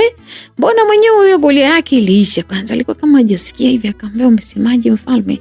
Akamwambia nakupenda Yoranda, nakupenda sana, nakupenda ndio maana nimefanya hivyo. Mimi sikujua kama nitafanya, lakini nadhani hiki ni kiasi kikubwa sana cha mapenzi yangu kwako. Nakupenda sana ndio maana nimefanya hivyo Yoranda. I say, wanasema kuna binadamu anaweza kuficha hisia bwana. Mapenzi ni zaidi ya ugonjwa. Usiposema wapi panauma hakika utateseka sana. Ukikutana na mtu ambaye unampenda, unatakiwa tu kumwambia jamani, unanywea. Kama ulikuwa unaumwa unapona, kama ulikuwa umepona unaweza kuanza kuumwa tena. Jeuri yote inaisha. Mfalme amempa binti jibu la kwa nini nimefanya vile, kwa sababu alikuwa anauliza kwa nini? Akamwambia nimefanya kwa sababu hiyo. Basi binti amepewa jibu, lakini sio kama anaweza kustahimili bwana. Maji ya shingo amemfika mfalme, akaona kuweka wazi hisia zake mbele ya bibi ilikuwa ni tiba. Sasa baadaye akawa amemsogelea huyo Yoranda na moyo wake ulikuwa unamdunda kulikweli. Akamsogelea zaidi pale, akamshika mashavu. Akamwambia usijisikie vibaya kabisa Yoranda, na si kitu cha kawaida kwa mtu kutoa maisha yake kwa sababu ya mtu fulani. Hii inaonyesha tu ni jinsi gani ambavyo mimi sipo tayari kukupoteza. Nakupenda sana Yoranda, nahitaji uwe malkia wa moyo wangu, na hicho tu ndo kimefanya mimi nikaamua kukuokoa. Nakupenda sana. Ni maneno ambayo mfalme alikuwa anazungumza kwa binti. Binti alikuwa ameganda nadhani hii hakuwa anaiona kama inakuja. Alikuwa muelewi, haelewi hii nini inaendelea. Akamwambia mfalme, samahani lakini unaweza kunipa muda nikafikiria hili jambo hata siku 2 hivi. Alisema Yoranda. Akamwambia mimi siwezi kukatalia kwa sababu ushanikamata, hata ukisema nikupe muda wote wa mwaka mzima mimi nitasubiri tu kwa sababu nakupenda. Sema neno hili alikuwa amemchanganya sana Yoranda, na hata kujibu kitu akanyanyuka tu akatoka chumbani hapo ambako alichanganyikiwa kiasi kwamba alipita hapo bila hata kumsemesha mtu yote, bila hata kutoa salamu. Hatimaye akawa ametoka zake nje bwana. Yoranda amedata nyie. Sasa tofauti mfalme wa huku ni kwamba unaona mpaka anatongoza, lakini mfalme kijijini kwao ni akikutaka tu amekutaka. Basi wakati anapita akasikia mito Yoranda, basi aliita bibi baada ya kumuona Yoranda anatoka nje, na akashangaa sana. Akusimama kwanza anaondoka, sijui akusikia. Akamwambia binti vipi jamani, kumbe jeuri hivi namuita asikie. Alisema bibi kwa kufoka. Akamwambia mama, hebu tulia bwana, unajua kilichotokea huko ndani. Ametoka hapo sasa hivi, alikuwa sawa lakini amerudi kama mchanganyikivu. Huenda kuna jambo limetokea hapo, usije ukasahau kwamba Nizar anampenda sana Yoranda, na ndio maana hata mimi sitaka kumuita, hebu mwache aende. Alisema Nizar, na kisha akanyanyuka na kuondoka zake. Basi sasa huku kwa Maina, muda huo walinzi walikuwa kwa 3. Walikuwa wakimsimamia Maina pale. Alikuwa anaangalia sana walinzi hao na akanapiga hesabu jinsi ya kutoka hapo. Walinzi walikuwa kakamavu kweli kweli, na hata kucheka wacheki na wote. Akawa anafikiria, na mara alikuwa limemjia wazo ambalo basi litamsaidia kutoka hapa ndani. Akasema hapa nimebakiza siku 3 za kukamilisha hili swala. Sasa nisipotumia akili nitakaa hapa ndani mwaka mzima. Hebu ngoja kwanza nifanye jambo. Basi alijisemea Maina mwenyewe na akaanza kukoa. Tena alikuwa kwa nguvu mno. Mpaka walinzi sasa akapata na wasiwasi. Mmoja akamfuata haraka akamwambia, vipi wewe, mbona unakoa hivyo, kozi akiishi? Akamwambia samahani. Basi anaongea maneno 2 matatu anakoa. Alikuwa anaongea kwa taabu sana, anakohoa. Mlinzi basi akabidi toke nje kuja kumfuata mwenzake ambaye alimwambia kitu na kisha yakaondoka. Basi baadaye Maina akawa anapiga kelele kama za maumivu hivi, kelele ambazo ziliwashtua mpaka walinzi wale ambao mbaki haraka wakakimbilia ndani pale, akamkuta Maina kama mlala chini anagalagala mwenyewe anapiga zile kelele.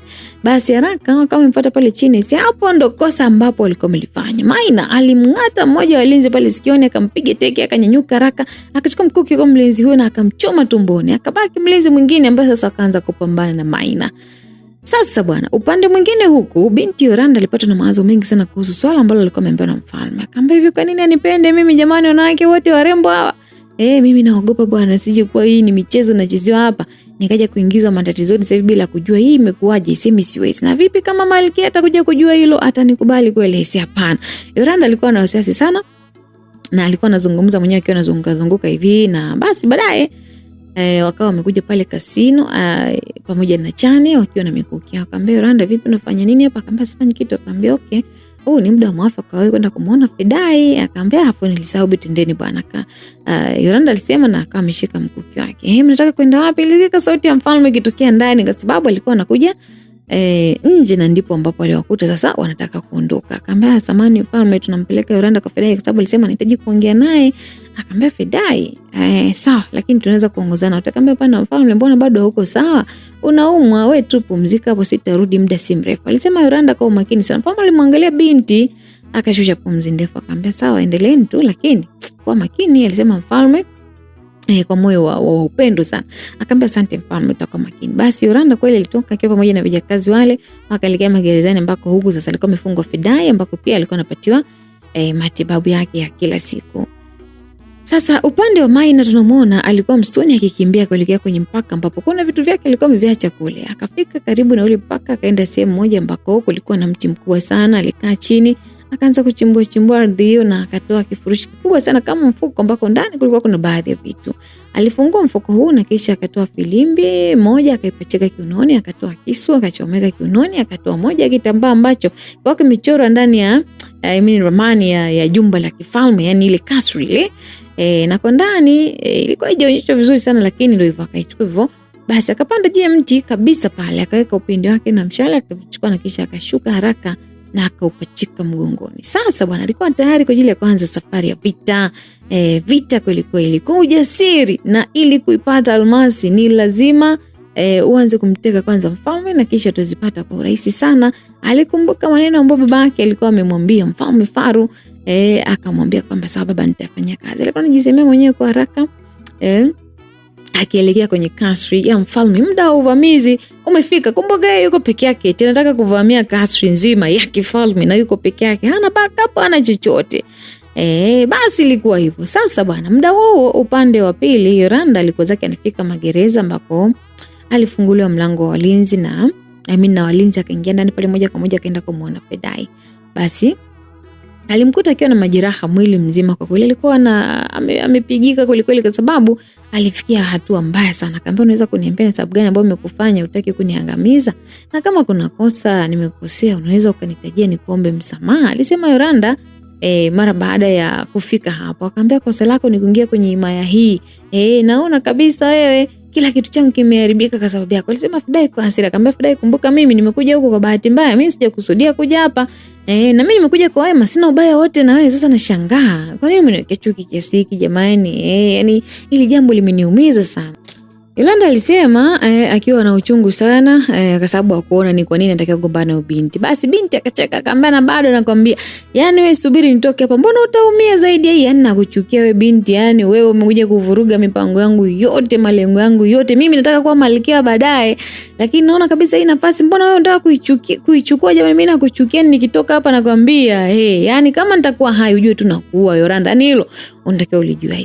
Alikuwa ni maneno ambayo alikuwa ni ya Fedai.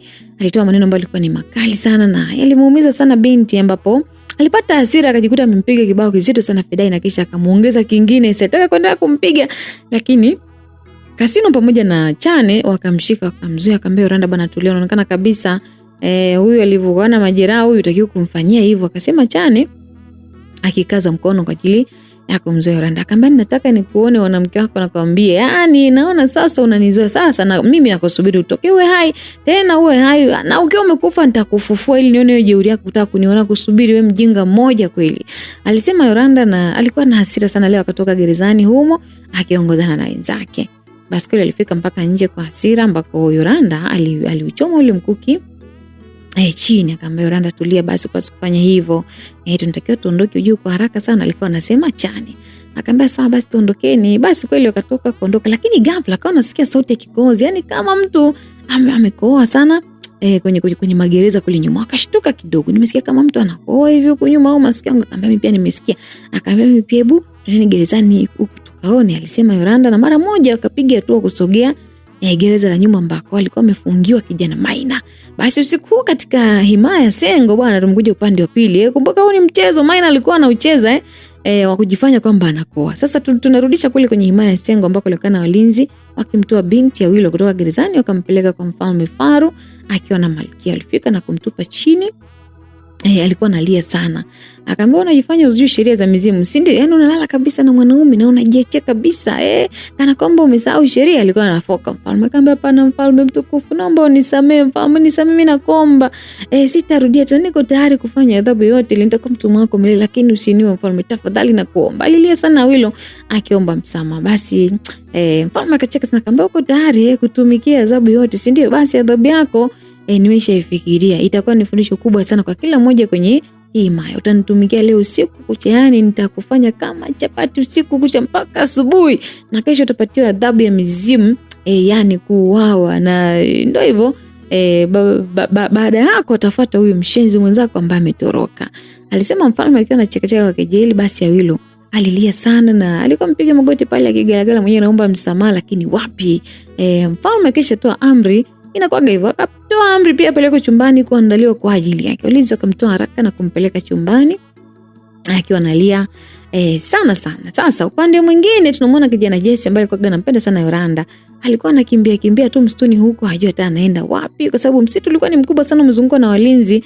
Yaani kuvuka msitu ulikuwa ni kazi kidogo, yaani mpaka uzijue njia za siri kutoka njia hiyo himaya. Kumbuka yeye pia ni mlinzi wa huu msitu. Basi alikimbia sana bila mafanikio, na ilikuwa ni kazi yake kukimbia usiku tu na mchana ili kunusuru maisha yake. Pamoja na yote ambao alikuwa anayafanya hayo, lakini hakuweza kabisa kufikiria kama kuna siku atapona, kwa sababu kila akitaka kutoroka anajua kabisa atakamatwa mpakani wa himaya. Basi ilikuwa rahisi sana. Alifika kwenye mti mmoja akakaa chini kupumzika kutokana na safari ndefu ya kukimbia. Sasa bwana, upande mwingine tunamwona Maina alikuwa anakuja anakimbia pia. Alifika mpaka karibu na magereza na akastop na kurudi nyuma na haraka akajificha kwenye mti mkubwa sana ambao ulikuwa pale. Basi akaona wasichana watatu ambao walikuwa wanaelekea kwenye magereza, yani ambapo alifanya mauaji ya walinzi wawili. Nadhani hapa ndio tunawekwa kwenye muunganiko wa hii story kwamba pale Yoranda anasema walisikia mtu anakoa. Sasa tunaonyeshwa ilikuwaje, kumbe alikuwa ni Maina bwana. Basi Maina akili kamtuma endapo wasichana hao wakiona maiti ya walinzi wataenda kusema kule kasri, na kisha mpango wake huu utakuwa umeanza kuharibika haraka sana. Kwa hiyo akaona ni bora mabinti yao aangamize hapo kabla hawajaona hizo maiti. Kwa hiyo hii ya kukoa hii ilikuwa ni mtego bwana. Basi bwana akavuta upinde, akaweka mshale, akavuta na kulenga target kwa binti mmoja hivi ambaye alikuwa mbele anaongoza wenzake, ambaye sasa alikuwa ni Yoranda. Kumbuka ilikuwa ni giza bwana, ilikuwa ni usiku, kwa hivyo si kama alikuwa anaona kweli kweli, lakini ndio hivyo, ambaye alikuwa amemweka target leo alikuwa ni binti Yoranda bwana. Lakini sasa Maina aliganda na upinde pale baada ya kuamua kumtazama kwa umakini sana ubinti. Japo ilikuwa ni giza, lakini hii kimwili ni kama anakijua, kana muangalia vizuri binti, mbona kama anamfahamu hivi. Na alikuwa anataka kujua hivi anachokihisi kiko sahihi kweli. Sasa wakati huu ina Yoranda walifika mpaka pale, wakawa wameshtuka kukuta kuna maiti ya mtu mmoja ilikuwa inavuja damu sana kwenye maeneo ya tumbo. Alafu mwingine alikuwa anatoka na damu kifuani, akawa anakoa damu zingine zilikuwa zinamtoka mdomoni. Kwa hiyo kumbe mbali alikuwa anakoa alikuwa ni yule ni katika wale walinzi wawili ambaye mmoja alikuwa amepigwa, ndio alikuwa anakoa, sio ndio anakatikia hivi. Basi alipata mshtuko haraka sana, akaika sawa mikuki yao kwa ajili ya tahadhari, kwa sababu alishahisi kwamba hapa kuna tukio dogo kufanyika muda si mrefu na huenda eneo hili si sehemu salama tena. Basi mara akasikia nyayo ya mtu akisogea, haraka akajiweka sawa, na kisha Yoranda akageuka spidi na kunyoshia mkuki wake mahali ambako vishindo vilikuwa vinatokea. Basi wakamwona mlinzi mmoja alikuwa ameshika chupa ya maji, na yeye alikuwa anashangaa kuona mabinti hao. Akaangalia mazingira, akashtuka baada ya kuona wenzao yule alikuwa kuchini anavuja damu. Hisi chupa alikuwa ameshika ikamdondoka. Akawa anawaamsha, nyie vipi mmeo wenyewe asiana wasaliti mmeo walinzi. Alisema mlinzi akiwa anatetemeka mno, akamwambia hapana, hebu tulia bwana, sio sisi tumekuja hapa kuongea na Fidai, ndio tukasikia kwamba mtu anakoa, tumekuja huku tunakuta hao wametoka na damu. Inaonekana kuna watu wamevamia hapa na wametoka muda si mrefu, hata hatujui ni akina nani. Akamwambia nyinyi mnasemaje na tuwavamia wamvamie sasa hivi wanaingiaje? Akati kila mmoja sasa hivi ana walinzi wake. Akauliza mlinzi huyu ambaye alikuwa anaitwa Kugoe. Akamwambia hata sisi wenyewe tulio tumeshangaa sana na tunakuuliza wewe kwa sababu ndio mlinzi, alisema Yoranda. Na hapo ndipo mlinzi akakumbuka tukio la nyuma. Nimekumbuka, hebu kwanza, alisema mlinzi. Akaingia ndani ya gereza hilo na kupiga jicho mahali ambapo alikuwa amefungwa Maina, lakini hakumuona. Akasema shit, ni yeye jamani, ni yeye. Akamba ni yeye nani tena, hebu tuambie vizuri. Akamba huyu mfungwa ni yeye kabisa, huyu mtu ulimfunga yule mgeni wa Mfalme Sengo. Sasa aliomba nikamletee maji, nikatoka kwenda kuchukua, ndio narudi sasa hivi. Bila shaka alikuwa tu anatuchora hapa, anatuzuga apate kutoroka, na yeye ndio ambaye atakuwa amefanya hayo yote. Aisee, mlinzi alichoka. Akamba nilijua tu mtu maana nilikuwa nahitaji kumuona. Bila shaka huyu mtu ajeje kwa wema jamani. Hatutakiwi kuchekelea haraka sana. Kwa hiyo twende tukatoe taarifa kwa mfalme ili na wengine tuendee kumtafuta, alisema Yoranda haraka. Na binti Chani kule alikimbia haraka kuelekea kasri na kisha akawaacha wengine hapa. Basi hapa Maina alisitisha ile hisia yake baada ya kumuona mlinzi wa kiume na akauvuta ule mshale haraka akaelekeza sehemu nyingine kabisa tofauti kabisa, ni upande wa kushoto kabisa. Akaenda kuachia kwa mshale ule, basi ulipita ukaelekea upande wa kushoto ambako Kasino na Yoranda walishtuka baada ya kusikia ile sauti. Akamwambia bila shaka yupo kule, alisema Kasino, kumbe alikuwa anauza maboya tu. Basi haraka akakimbilia kule ambapo mtukia mshale, na wakati huo Mina yeye akatoka zake na kusongeza upande wa mbele akipita hapo pembezoni mwa mti ili kuwachengesha. Basi Yoranda sasa alikuwa amepatwa na mshale, akapiga vizuri mahali ambapo umetokea ule mshale, akipiga hesabu zake, hisia zake zinamwambia kwamba adui hawezi kukubali kukamatwa, lazima asonge mbele. Akapiga macho kwa mbele, so dakta kweli akaona kivuli cha mtu huyo alikuwa anakimbia. Basi haraka bila kupoteza muda Yoranda akaanza kumfukuzia mtu huyu ili apate kumjua ni nani. Basi moja ya kipaji kizuri kabisa kutoka kwa Yoranda ilikuwa ni speed. Yeye alikuwa na kasi ya kukimbia, kuchukua hata dakika kweli alimfikia mtu huyu kwa karibu kabisa, akamrushia mkuki wake na ulimkosa kumpata. Ukampitia pembeni kabisa sawa ubavu ambako alisimama. Sasa kakutana sasa uso kwa uso, macho kwa macho, nyama kwa nyama, hawakuonana vizuri bwana. Kulikuwa ni giza. Basi Maina akavuta mshale akamnyoshia Yoranda ambaye aliuachia ule mshale na binti aliruka pembeni na mshale ulikuwa umepita, akawahi pale mkuki wake na akapiga akawa amempiga nao Maina pale ambaye pia aliukataa, aliukwepa pia, akauvuta upinde wake akampiga Yoranda naye akaukinga kupitia mkuki wake. Upinde na mkuki vikakutana katikati na wao wakakutana macho kwa macho, na hapa sasa ndipo walionana vizuri. Wow, yani swadaka kabisa, macho kwa macho hapa. Yoranda anajiuliza huyu mtu ni vipi, huyu mtu ni namna gani, huyu ni mtoto wa mwana mfalme, hapa amefuata nini, ana malengo gani mpaka amekuja huku anafanya hivi. Sasa mawazo yote alikuwa anajiuliza wakati mmoja, anamkazia macho Maina akiwa na mashaka sana. Na sio yeye tu, Maina alishangaa kuona Yoranda, binti ambaye anaamini kwamba amefariki. Sasa huyu amefufuka, huyu ni mzima ama ni nini? Huyu si amekufa huyu jamani, inakuaje? Yani imekuaje, amekuwa ni mzima jamani, bado anaishi wakati Sindo na Sengo hizi ni milki ambazo hazipatani. Kwa hiyo ilibidi akija huko alitakiwa wawe, kwa nini bado ni mzima? Yeye ni nani? Alijiuliza sana Maina na akawa anamkazia macho Yoranda. Sasa hapo walifika Kagoe pamoja na Kasini ambao wakatoa mikuki yao na wakairusha kwa Maina, na ndipo Maina na Yoranda wakawa wameachiana pale. Basi Maina alikuwa sharp sana, akarudi upande wa pili wa mikuki hiyo. Basi kama amepita pembeni na yeye amevuta mshale pale kumwelekezea Yoranda, kwa sababu alijua endapo akiwa haya anaweza kutoa siri zake zote. Kwa hivyo akaona huyu asije akasema huyu ni mtoto wa mfalme nilikotoka, anaweza kauawa. Kwa hiyo akauacha kwa kasi ule mshale kwa ajili ya kwenda kwa Yoranda. Yani ni bora afe asije akasema tu kwamba huyu bwana ni mvamizi. Sasa Yoranda sasa ilikuwa ni ghafla sana, lakini binti alisukuma pembeni na mshale ndio ukatoa kifuani kwa mtu mwingine kabisa. Cha kustaajabu, wote waligeuza macho na wakamwona mfalme Nizar ambaye alikuwa anapepesuka na kwenda chini, mshale ukiwa umemchoma kifuani. Si mfalme huyu kama ni mapenzi kwa kweli atamuua. Hapana, Yoranda alipiga kelele kubwa sana, akaenda kumwahi mfalme, huku walinzi wakianza kumfukuzia Maina ambaye alikuwa sasa anakimbia. Hapana mfalme wangu, tafadhali Chane, hebu Chane tumbebe, alisema Yoranda akiwa analia. Alikuwa analia mno, na haraka walinzi wengine wakawa wamemsaidia kumbeba mfalme na kuondoka naye faster. Yoranda akiwa nyuma yake. Basi binti alikuwa amechanganyikiwa kujua itakuwaje, hii jamii itakuja imuue kwa mara nyingine tena. Mfalme anapigwa mshale. Tena leo mpigwa kifuani, sijui itakuwaje. Donda la begani hata alijapona, ni bichi kabisa, afu ameshapata lingine. Basi walimfikisha haraka sana mpaka katika chumba cha matibabu ambako Yoranda alitaka kuingia, lakini walinzi wakamzuia asiingie, na aliumia sana na akawa analia sana. Alisikiza vilio ambavyo vilikuwa vinasikika sana huko ndani, sauti ya Malkia pamoja na bibi. Walikuwa na hasira kweli kweli. Basi naye mwenyewe alipata hasira sana, akajikuta amenyanyuka. Yoranda, sasa unaenda wapi? Chane aliongea akiwa amemshika mkono, akamwambia niacheni, naenda kuumua yule mpumbavu. Yaani iwezekane asababishe mfalme au mimi namna yafu ni mwache, sasa iwezekane. Basi Yoranda alilia sana na hatimaye akawa amedondoka chini pale, yaani nguvu zenyewe hana. Basi usiku kucha alikuwa akilia tu hapo. Chane na Kasino walikuwa pembeni karibu yake wakiwa wanambembeleza. Basi walikaa hapo mpaka asubuhi ilipofika, na ndipo wakaja sasa kushtuka kwamba walikuwa wamepitiwa na usingizi mzito sana. Yoranda, hebu subiri. Chane alikuwa akimwona Yoranda akinyanyuka akitaka kuondoka, akamwambia nisubiri nini jamani, hata sijui hatima ya mfalme ipoje. Kabla asikia Yoranda, upaswa kuingia ndani hivyo, twende kaoge vizuri ndio uingie, unataka kwa mfalme hivyo? Akamwambia ni sawa, lakini lazima leo niue mtu, yani leo nitaua mtu, alisema binti. Na kama kawaida alikuwa amechanganyikiwa kweli kweli. Basi akaondoka zake akaenda kwenye chumba chao. Sasa upande mwingine, asubuhi ya leo katika falme ya Sengo kwenye uwanja wa mkutano kulikuwa na wanaimaya wengi sana, tena wengi mno. Wanaimaya wote hao walikuwa hapa na kulikuwa na mkutano maalum kwa wanaimaya wote. Basi baada ya muda mchache akawa ameingia mfalme akiwa na walinzi wake pamoja na familia yake. Waliketi pale kwenye viti na kisha mkuu yani Chino yule akasimama pale akawa ameanza kutoa matangazo, akamwambia asanteni sana wanaimaya wote kwa kufika kwenye mkutano huu.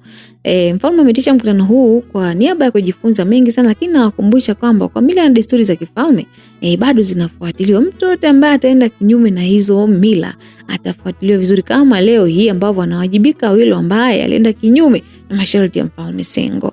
Aisee, mama Awilo baada ya kusikia hivyo alipiga kelele, kelele moja ya ukunga kweli kweli, maana alikuwa anadai kwamba mwanae asamewe. Basi alikimbia na kwenda alipo mfalme, lakini walinzi wakamzuia na kumsukuma huko. Aisee, baadaye Awilo akawa mletwa pale akiwa amechoka kweli kweli, amedhoofika, yani ameteswa usiku wa jana yake. Mfalme hovyo huyu, yani adhabu zake anazitoa chumbani kwa mabinti. Sasa kwa wanaume anafanyaje? Mimi sijui bana. Sasa akamwambia kwamba huyu ndo mhusika leo ambaye amezini na ataadhibiwa hapa mbele yenu, atapigwa viboko mpaka kufa, na hii itakuwa ni onyo kwa kila mwana himaya hii na itakuwa ni mfano pia. Alimaliza na kusema hivyo mlinzi huyo, na kisha Awilo akafungwa kwenye mti mwili mzima mbele ya wana himaya. Basi alianza kupigwa viboko kweli vya kutosha. Tayari alishakuwa amechoka, lakini tena alikuwa anapigwa tena fimbo haswa. Mama yake alikuwa analia sana kana kwamba alishindwa kutazama ile tukio, ikabidi tu apoteze fahamu. Na upande wa mama Yoranda pia aliumia sana kutokana na manyanyaso hayo ambayo alikuwa anapitia ndani ya falme hiyo. Na hiki kinachoendelea pia kilikuwa kitu kizuri. Basi baadaye akawa amekuja walinzi akawa mbeba mwili wa kijana Jesse akiwa hana fahamu kabisa. Walifika hapo pia akamweka chini, wakamwambia kitu mlinzi ambacho hakuna ambaye alisikia. Mlinzi chini akatabasamu tu, akamfuata mfalme na akamwambia kitu sikioni. Mfalme pia akampa ishara kwa ajili ya kuongea. Akamwambia kwa heshima ya wanaimaya ambao mnamuona huyu hapa ni mlinzi Jesse ambaye pia anahusika katika kufanya tukio la uzinifu na Awilo. Na huyu Jesse amekutwa akiwa amejinyonga mwenyewe kwenye mti msituni. Kwa hivyo adhabu yake tayari ameshajihukumu mwenyewe, imebaki tu kwa huyu mwenzake Awilo. Aisee, wanaimaya wote walinama chini. Wakawa wanaona mbona maisha gani jamani? Anaelia alikuwa analia, alitaka kucheka na cheka. Kama ulikuwa unamchukia marehemu bwana, wewe tabasamu tu bwana, tutakuelewa. Sasa Jesse bwana alijinyonga, huku Awilo akiwa anapewa adhabu kali mno ya kupigwa viboko mpaka afi. Sijui ipi ilikuwa ni bora. Kiukweli mambo yalikuja kuwa hivyo. Sasa hakuna mwanaimaya yote yule ambaye alikuwa amefurahia maisha ya himaya yake. Kwa kweli kila mmoja alikuwa pendi, kwa sababu walikuwa wanaishi kama watumwa, lakini wakati wote mnawaza tu kikamatwa na makosa mambo yenyewe ndo haya. Sasa upande wa Malkia na mfalme walikuwa wakifurahishwa sana na adhabu kali kama hizo. Walikuwa wanafurahi mno kuona kwamba anayekosea anapata ambacho kinastahili, kwa sababu hili maanisha kwamba watu wataendelea kuogopa na kuatii. Sasa tutoke kule tuje kwenye himaya Sindo, ambako anaonekana Yoranda akiwa na wenzake walikuwa wanazunguka huku na kule nje ya kasri hiyo, ambako Yoranda alionekana akiwa na mawazo mengi sana asubuhi hiyo na hakupata utulivu kabisa hata kidogo. Basi mara akatoka tabibu nje pale, akauliza mfalme anaendeleaje, akamwambia bado hana hali nzuri kwa sababu mshale ambao amepigwa ulikuwa na sumu, kwa hiyo tuombe tu kwa mizimu yetu, mfalme aweze kurudi kwenye hali yake. Alimaliza kusema hivyo tabibu na kisha akaondoka. Yoranda aliumia mno. Sasa mara kwa amefika walinzi pale. Heshima yenu tuko sawa vipi, mmefanikiwa kumkamata yule kijana? Akaambia ndio, lakini ametusumbua sana, anaonekana kijana hatari, ameshaua watu 3 mpaka tunamkamata, tumeumia sana. Akaambia yule ni kijana, ni mshenzi, hebu twendeni. Alisema Yoranda haraka akageuza kwenda magerezani ambako sasa alikuwa amefungwa Maina, mtoto wa mfalme.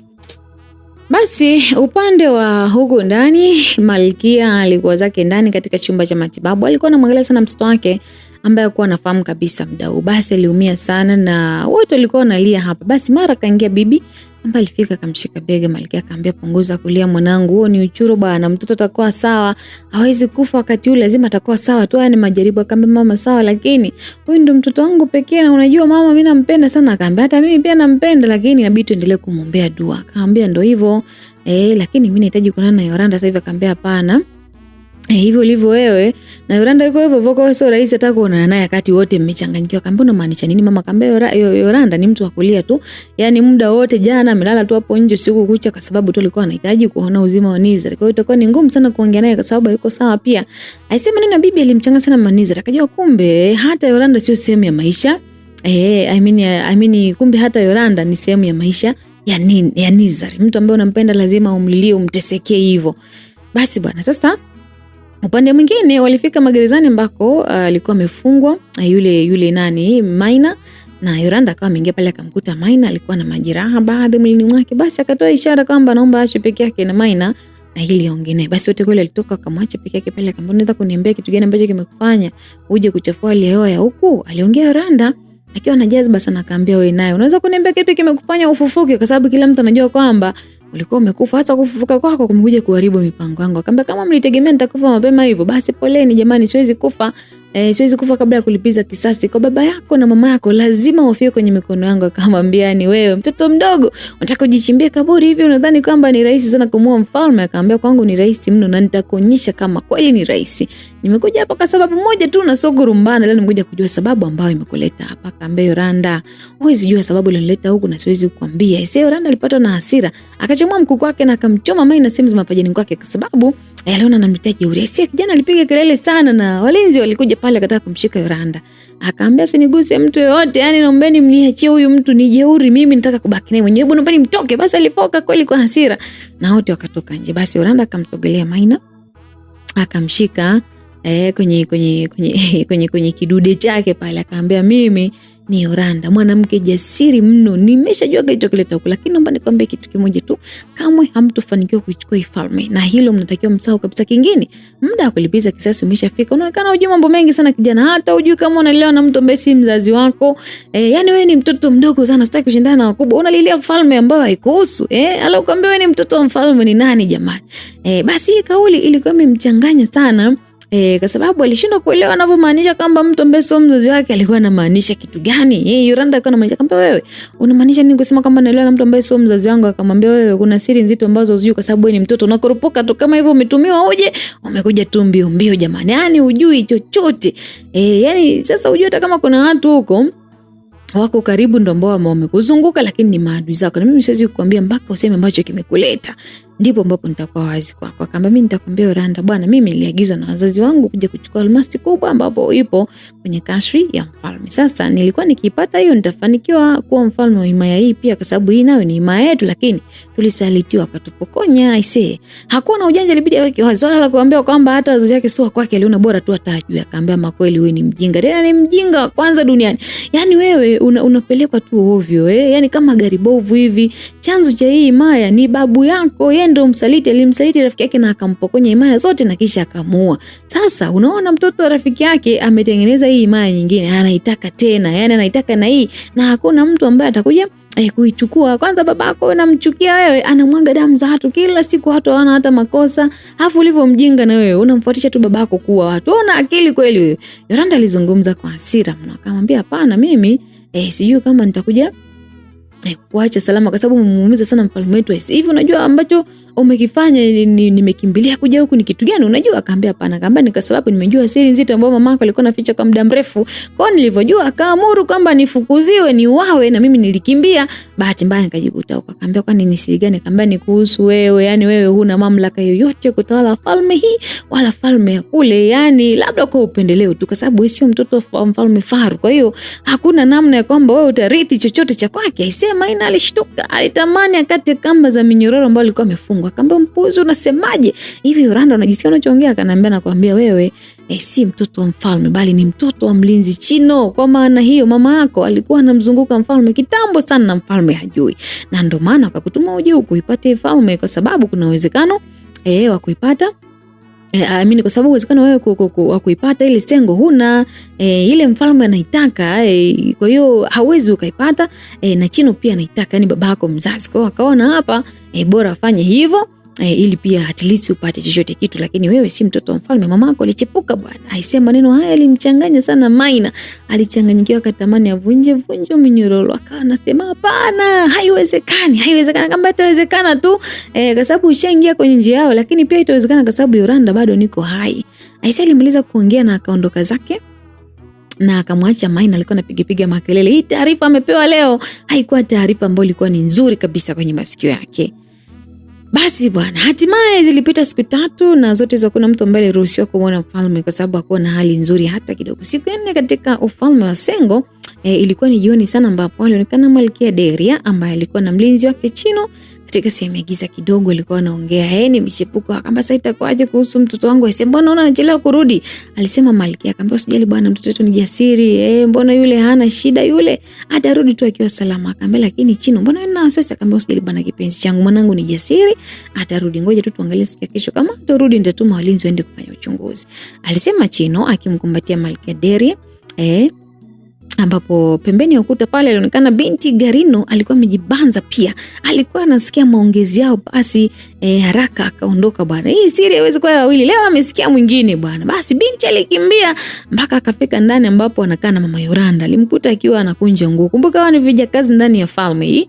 Akamwambia vipi mbona hivyo? Akamwambia mama mimi siamini nilichosikia. Akamwambia kitu kingine, akamwambia uwezi amini, kumbe Malkia Deria ndio mapenzi na mlinzi Chino. Hata hivyo Maina sio mtoto wa mfalme Chino. Akamwambia wewe unaongea mambo makubwa hivyo afu kwa nguvu unasemaje? Akamwambia ndio hivyo. Hebu ngoja kwanza, mimi siwezi kuteseka kati na yeye ana siri kubwa kabisa, lazima nifanye kitu hapa nitoke kupitia hiyo siri yake. Yani ngoja. Alisema Garino. Basi haraka kainuka katoka mbio. Akamwambia sasa unaenda wapi wewe binti wewe Garino? Wewe aliita Mayoranda lakini Garino alikuwa tayari ameshatoka nje. Akamwambia Mungu wangu, huyu binti anachunguza vitu vizito jamani, hebu niende nikamzuie, si watamua huko. Mama Yoranda naye akanyanyuka haraka kwa ajili ya kumfuata Garino kule ambako alikuwa anaenda. Aisee bwana, sasa alikuwa anatembea taratibu na kunyatanyata akijibanza taratibu asije kuonekana. Akaenda nyuma akasikia maongezi tena, watu wakiwa wanajimbizana pale ukutani. Akamwambia hapana bwana. Alisikia sauti ya Garino ukisema hivyo, akaona bila kuchungulia kuangalia ambacho kinaendelea kilikuwa ni nini. Basi akapiga jicho tu ambako alikutana na rundo la damu usoni kwake. Yani ghafla sana akawa amerukiwa usoni na damu. Haya mambo ya kuchungulia haya si mazuri bwana. Sasa mama Yoranda aliogopa sana, moyo wake ulishtuka sana, kaisi tayari Garino ameshaenda na maji ukute ameshafariki. Basi akapiga jicho kuhakikisha kama ni kweli anachohisi. Yes, alimuona Garino alikuwa chini ametulia kabisa, mwili wake unavuja damu na alikuwa ameuawa kikatili mno, na pembeni alikuwepo Malkia pamoja na Chino. Bila shaka alitaka kwenda kuatishia siri yao ambao anaijua. Mwisho wa siku akapata ili mwana kulitafuta lilipata. Basi haraka mama huyu alinyata taratibu kuelekea ndani, kama hajashuhudia kitu hivi. Alienda kakaa chini akawa analia. Alijuta kwa nini alizaliwa kwenye hii himaya, yani kila siku watu wanakufa, afu ni kitu cha kawaida tu. Akawa na hivi ilianza mdima jamani. Majuzi hapa Jesse na hilo wameuawa tena kikatili tena leo tena jamani. Nini mambo gani jamani? Mbona kama mimi ndo nitafuata sasa jamani? Mama alikuwa analia kwa uchungu sana. Falme imekuwa si sehemu salama kabisa kuishi. Akasema jamani, mizimu jamani, tulindeni, tunateketea kila kukicha, damu zinamwagika jamani, tena ambazo zina hatia jamani, mizimu tunawahitaji sana. Sijui mpaka sasa hivi mtoto wangu atakuwa wapi mimi jamani. Basi mama alikuwa anaongea lakini bado alikuwa anaendelea kulia. Sasa bwana, katika usiku huo hata Yoranda pia alikuwa na mawazo. Alimkumbuka sana mama yake, alikuwa amejiegemeza kwenye mti hivi, akawa anakumbuka mambo mengi sana ambayo amepitia. Sasa baadaye akawa anaitwa na Chane. Alikuwa amemuita sana, akamwambia bwana nakuita sana uitike. Akamwambia hamna, vipi kuna jambo? Akamwambia mfalme anakuita ndani. Sasa Yoranda alikurupuka haraka sana kusikia kwamba anaitwa. Ni siku ya 4 leo imepita, alikuwa hajui kumuona mfalme na amehitajika kwenda ndani. Kwa kweli alikuwa amefurahi, akaona huenda yuko sawa, basi akakimbilia ndani. Kweli alifika pale akamkuta Malkia alikuwa na bibi pamoja na mfalme Nizar wakiwa ukumbini hapo. Isa alifika na akapiga magoti pale mbele ya Nizar, akaanza kulia mtoto wa kike. Nisamehe sana mfalme, nimekuwa chanzo cha wewe kuumia tena. Kwa nini lakini mfalme, kwa nini mfalme usifanye hivyo? Wanaimaya wanakuhitaji mfalme wangu, tafadhali, alisema Yoranda akiwa analia. Alijisikia vibaya sana kuona kwamba amekuwa chanzo tena kwa mara nyingine kwa matatizo kwa mfalme. Basi Malkia aliangalia na bibi wote wakanyanyuka kaondoka kuwapa nafasi bwana. Watu wazima hawa wanajuaga mambo kwa haraka sana, waache pengine wanataka kukumbatiana hapa, lakini nyinyi mnakaaga tu kutoa mimacho yenu kodo. Basi mfalme akasimama akamuinua binti na kisha akamkalisha kwenye kiti na akawa ameketi mbele yake. Sasa kana muangalia sana bibi, akatabasamu mwenye akamshika mikono yake. Akamwambia nafurahi sana kuona nimekuona tena, nafurahi sana kukuona ukiwa mzima, lakini kwa nini unalia wakati nimeokoa maisha yako? Ulipaswa kunishukuru lakini sio kunihukumu. Akamwambia hapana mfalme, ni bora ungeniacha nipigwe mshale, lakini sio kuingiliwa wewe na mshale. Sasa akamwambia bila shaka naumia sana baada ya kuona mimi nimeumia. Nafurahi sana kuona kwamba una upendo juu yangu. Akamwambia mfalme, mimi sitopenda hilo lijitokeze tena. Kama ni kuumia niache jamani, mimi jamii itanikasirikia. Kwa nini unanifanyia hivi? Akamwambia lakini Yoranda, mbona mimi nilishakupa sababu za kwa nini nafanya hayo yote? Nataka nirudie tena? Mimi nafanya kwa sababu nakupenda, na nimeshakwambia mara nyingi kwamba nakupenda, na mimi siwezi kuvumilia pale ambapo naona naweza kupoteza hata kwa sekunde. Ni mapenzi tu mazito moyoni mwangu juu yako, na nisingeweza kuvumilia kuona kwamba naumia kati nilikuwa naweza kuokoa. Labda tu nikwambie kwamba mimi sijui kumpenda mwanamke, lakini ndo nakupenda wewe. Basi tulia Malkia yangu, kuwa na amani. Kwani shida iko wapi kama mimi nikikuokoa mtu ambaye nakupenda? Aise bibi akaona tulizo na maneno matamtamu kweli ya mfalme pale. Achana na hayo ya Juma wako wa mtaani huko, kuna maneno ya kifalme hapo. Basi mfalme akawa amemsogelea binti akamlaza kifuani kwake. Yes, haya ndo mahaba bwana. Vitu ambavyo mabinti wanapenda, kubembelezwa fulani hivyo akiwa amelazwa kifuani huko analia. Achana na huo mwalifu wako, waga sio anakuambiaje bwana, utajua mwenyewe kwani wewe mtoto, fanya mambo kama kitoto. Sijui. Lakini ndio binti alikuwa anabembelezwa hapa. Anabembelezwa vizuri kabisa. Basi pembeni bibi na Malkia alikuwa anashuhudia. Wambea sana hawa wanaondokaga, lakini kumbe bado wapo around bwana. Alikuwa anashuhudia mchezo mzima pale na hakuna ambaye alikuwa hajafurahi. Wote walitabasamu tu kuona kwamba Nizar alikuwa amerudi kwenye uzima wake, lakini pia alikuwa na furaha. Nakumbuka mfalme ana furaha sana wakati wote ambapo wanamuona binti.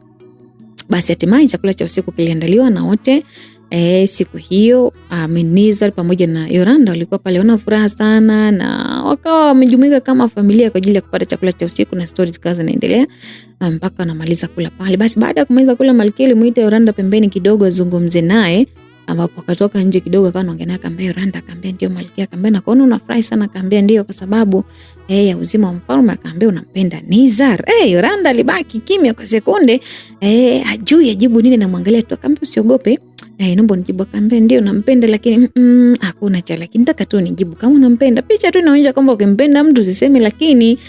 Ukisema lakini unamaanisha kuna kizuizi. Hebu sikia, yeye ni mfalme na ndio mwenye maamuzi sahihi kabisa. Alishaniambia kwamba anakupenda sana na kuja kwako na sababu yeye kutokuchagua tena mke, kwa sababu alikuwa anaandaa zoezi la kuchagua mke. Sawa? Akasema sawa Malkia. Akamwambia hivyo basi kama unampenda hakikisha unampa furaha maishani mwako, na sitopenda kumwona mwanangu akiwa mwenye huzuni hata mara moja. Yoranda akamwambia sawa Malkia wangu. Akamwambia kwanza sasa hivi utakuwa unalala papa chumbani kwa bibi, kwa sababu hata ukisema wewe unalala huko nje Nizar ataleta fujo, kwa sababu namjua vizuri sana mtoto wangu. Akamwambia sawa Malkia, basi nitajaribu kuongea naye kwa sababu itopendeza, kwa kuwa bado mimi sija mke halali, nitaanzaje kulala hivi? Akamwambia basi sawa, ni juu yako tu. Akamwambia basi sawa Malkia. Basi kweli walimaliza maongezi na kisha Malkia akaingia ndani akaelekea chumbani kwake, na mfalme Nizar pia akatoka nje na akawa amemfuata Yoranda pale, na ile anafika anamkuta Yoranda akiwa anajiandaa kwa ajili ya kuondoka. Akamwambia safari ya wapi? Akamwambia mfalme nilikuwa naelekea ndani. Kufanya nini? Muda umeenda, kwani nilikuwa nahitaji kupumzika. Akamwambia hapana, si kwa sasa hivi mimi siruhusu ulale nje kwa sababu nitakuwa na wasiwasi sana kuhusu wewe, tofauti na ukilala ndani. Akamwambia lakini Yoranda, mimi sihitaji lakini, yani kipingamizi hakitaki kuwepo kama unaniheshimu mimi. Kwanza ni mfalme, naomba upite ndani na si huko, alisema mfalme. Akamwambia sawa mfalme. Basi Yoranda kweli akataka kupita kwenda ndani. Si mfalme Nizar Nizar akamshika mkono akamvuta kwanza ile karibu yake.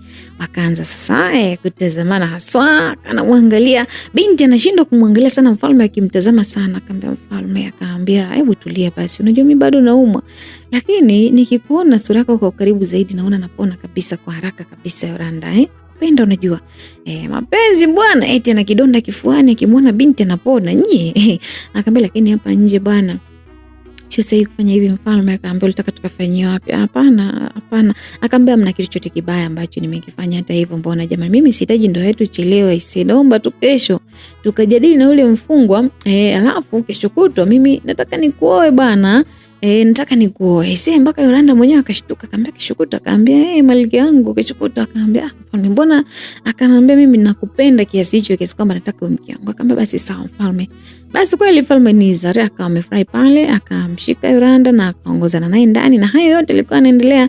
Wale vijakazi kasino pamoja na Chane walikuwa wanashuhudia kila kitu. Akasema jamani, kila mtu kweli na bahati yake.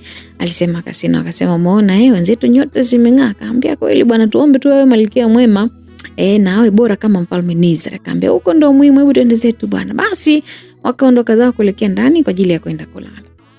Basi hatimaye usiku nao ulikuwa umepita, na sasa hatimaye asubuhi na mapema kwenye falme ya Sengo kule, habari za kifo cha Galino zilienea kote, na wanaimaya wakazidi kuwa na wasiwasi juu ya mauaji ambayo kila kukicha yanaendelea. Basi ilitolewa matangazo kwamba Galino alikuwa amejua mwenye kitu ambacho sio sahihi kabisa, kwa sababu mama Yoranda anajua kabisa sababu ya Galino kufariki nini, lakini akithubutu afungue kinywa chake huenda naye tukampoteza. Akasema ina maana alikuwa anataka kutoroka au?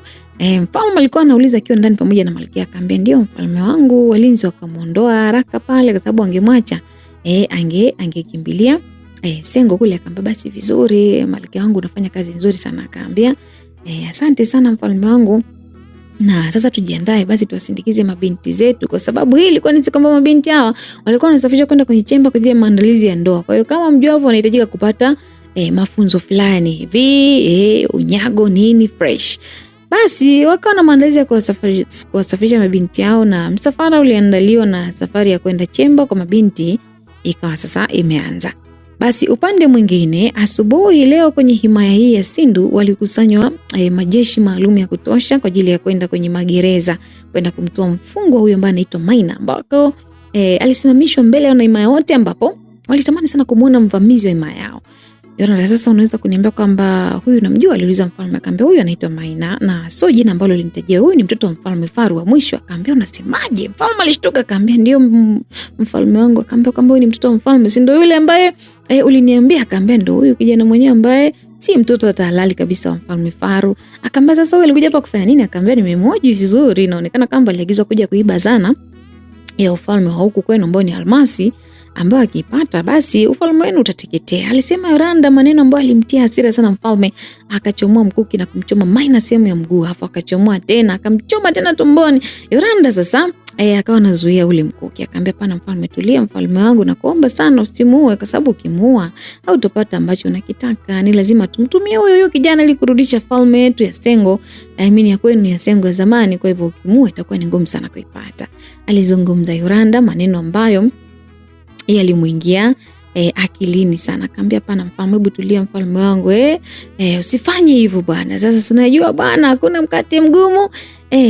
Basi Yoranda alishusha pumzi ndefu sana, akaangalia na himaya Sindu pale. Akamwambia hebu nisikizeni kwa makini jamani, tunahitaji sana support yenu pamoja na maombi katika kurudisha himaya yetu. Tunaenda kwa ajili ya kupambana, tunaenda kurudisha himaya ya zamani, kwa hivyo dua zenu ni muhimu sana pia.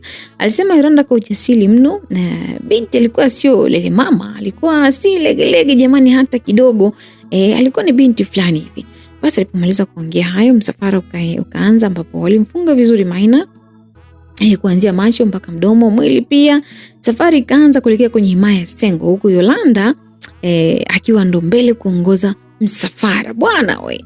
Basi masaa mawili alipita katika himaya ya Sengo, na muda huu ndipo mfalme alikuwa anarudi kutoka kusindikiza watoto wake. Alifika na kumkuta malkia wake akiwa ana tangazo, akitangaza mbele ya himaya ya Sengo. Na alipomwona mfalme akakaa pembeni ili kuzungumza na mfalme. Akamwambia umerudi mfalme wangu? Akamwambia ndio. Mna kikao gani hapa? Akamwambia nilikuwa nazidi tu kuchukua sina kuwapa onyo kuhusu vitendo vyao. Akamwambia vipi lakini kuhusu Maina?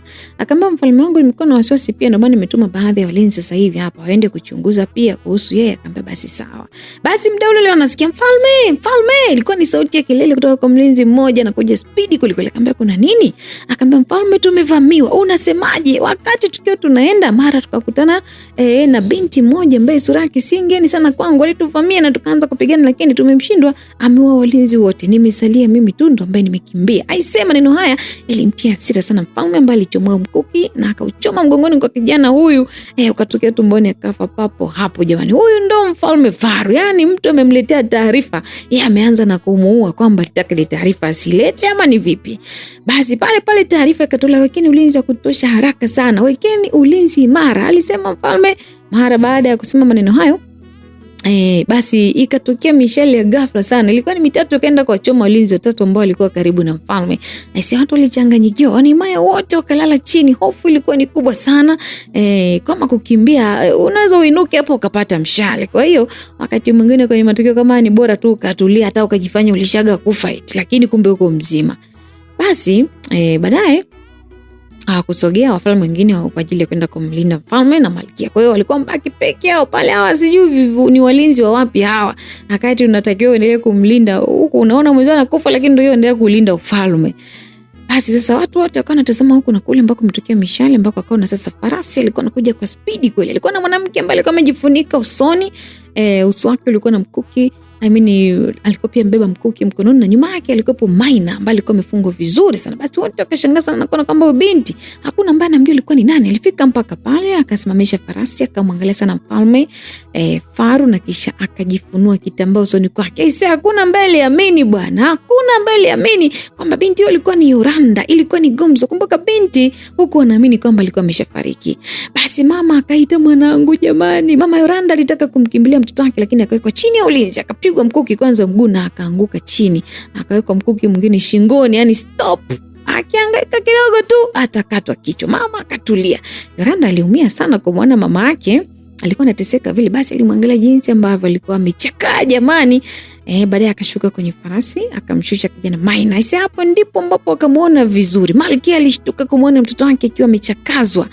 Mtoto ana damu mwili mzima. Mfalme mwenyewe alishtuka, akamwambia binti ni mshenzi, hebu mwachie haraka, ujue kama wewe ni mtoto wa mfalme. Akamwambia mwenyewe ni zaidi ya mshenzi, ujue kama wewe ni mamangu. Sasa ilikuwa ni majibu nipe nikupe, bampa tu bampa. Akamwambia unasemaje wewe? Akamwambia wala sijakuita binti, alafu mimi sijaongea na wewe kwanza, mimi siongee na wasaliti wa himaya.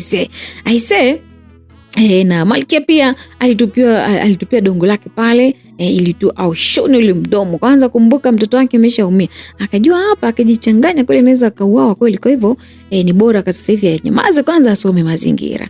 Akasema sasa kabla sijaongea lote naomba kwanza mwachie mamangu haraka, la sivyo namkata kichwa Maina mbele yenu hapa. Yoranda hakuwa na matani hata kidogo. Akachomoa mkuki wake bwana. Mfalme akachanganyikiwa. Mtoto wake tena akamwambia wewe naomba umwachie Maina haraka. Mfalme akamwambia unanibishia si ndio?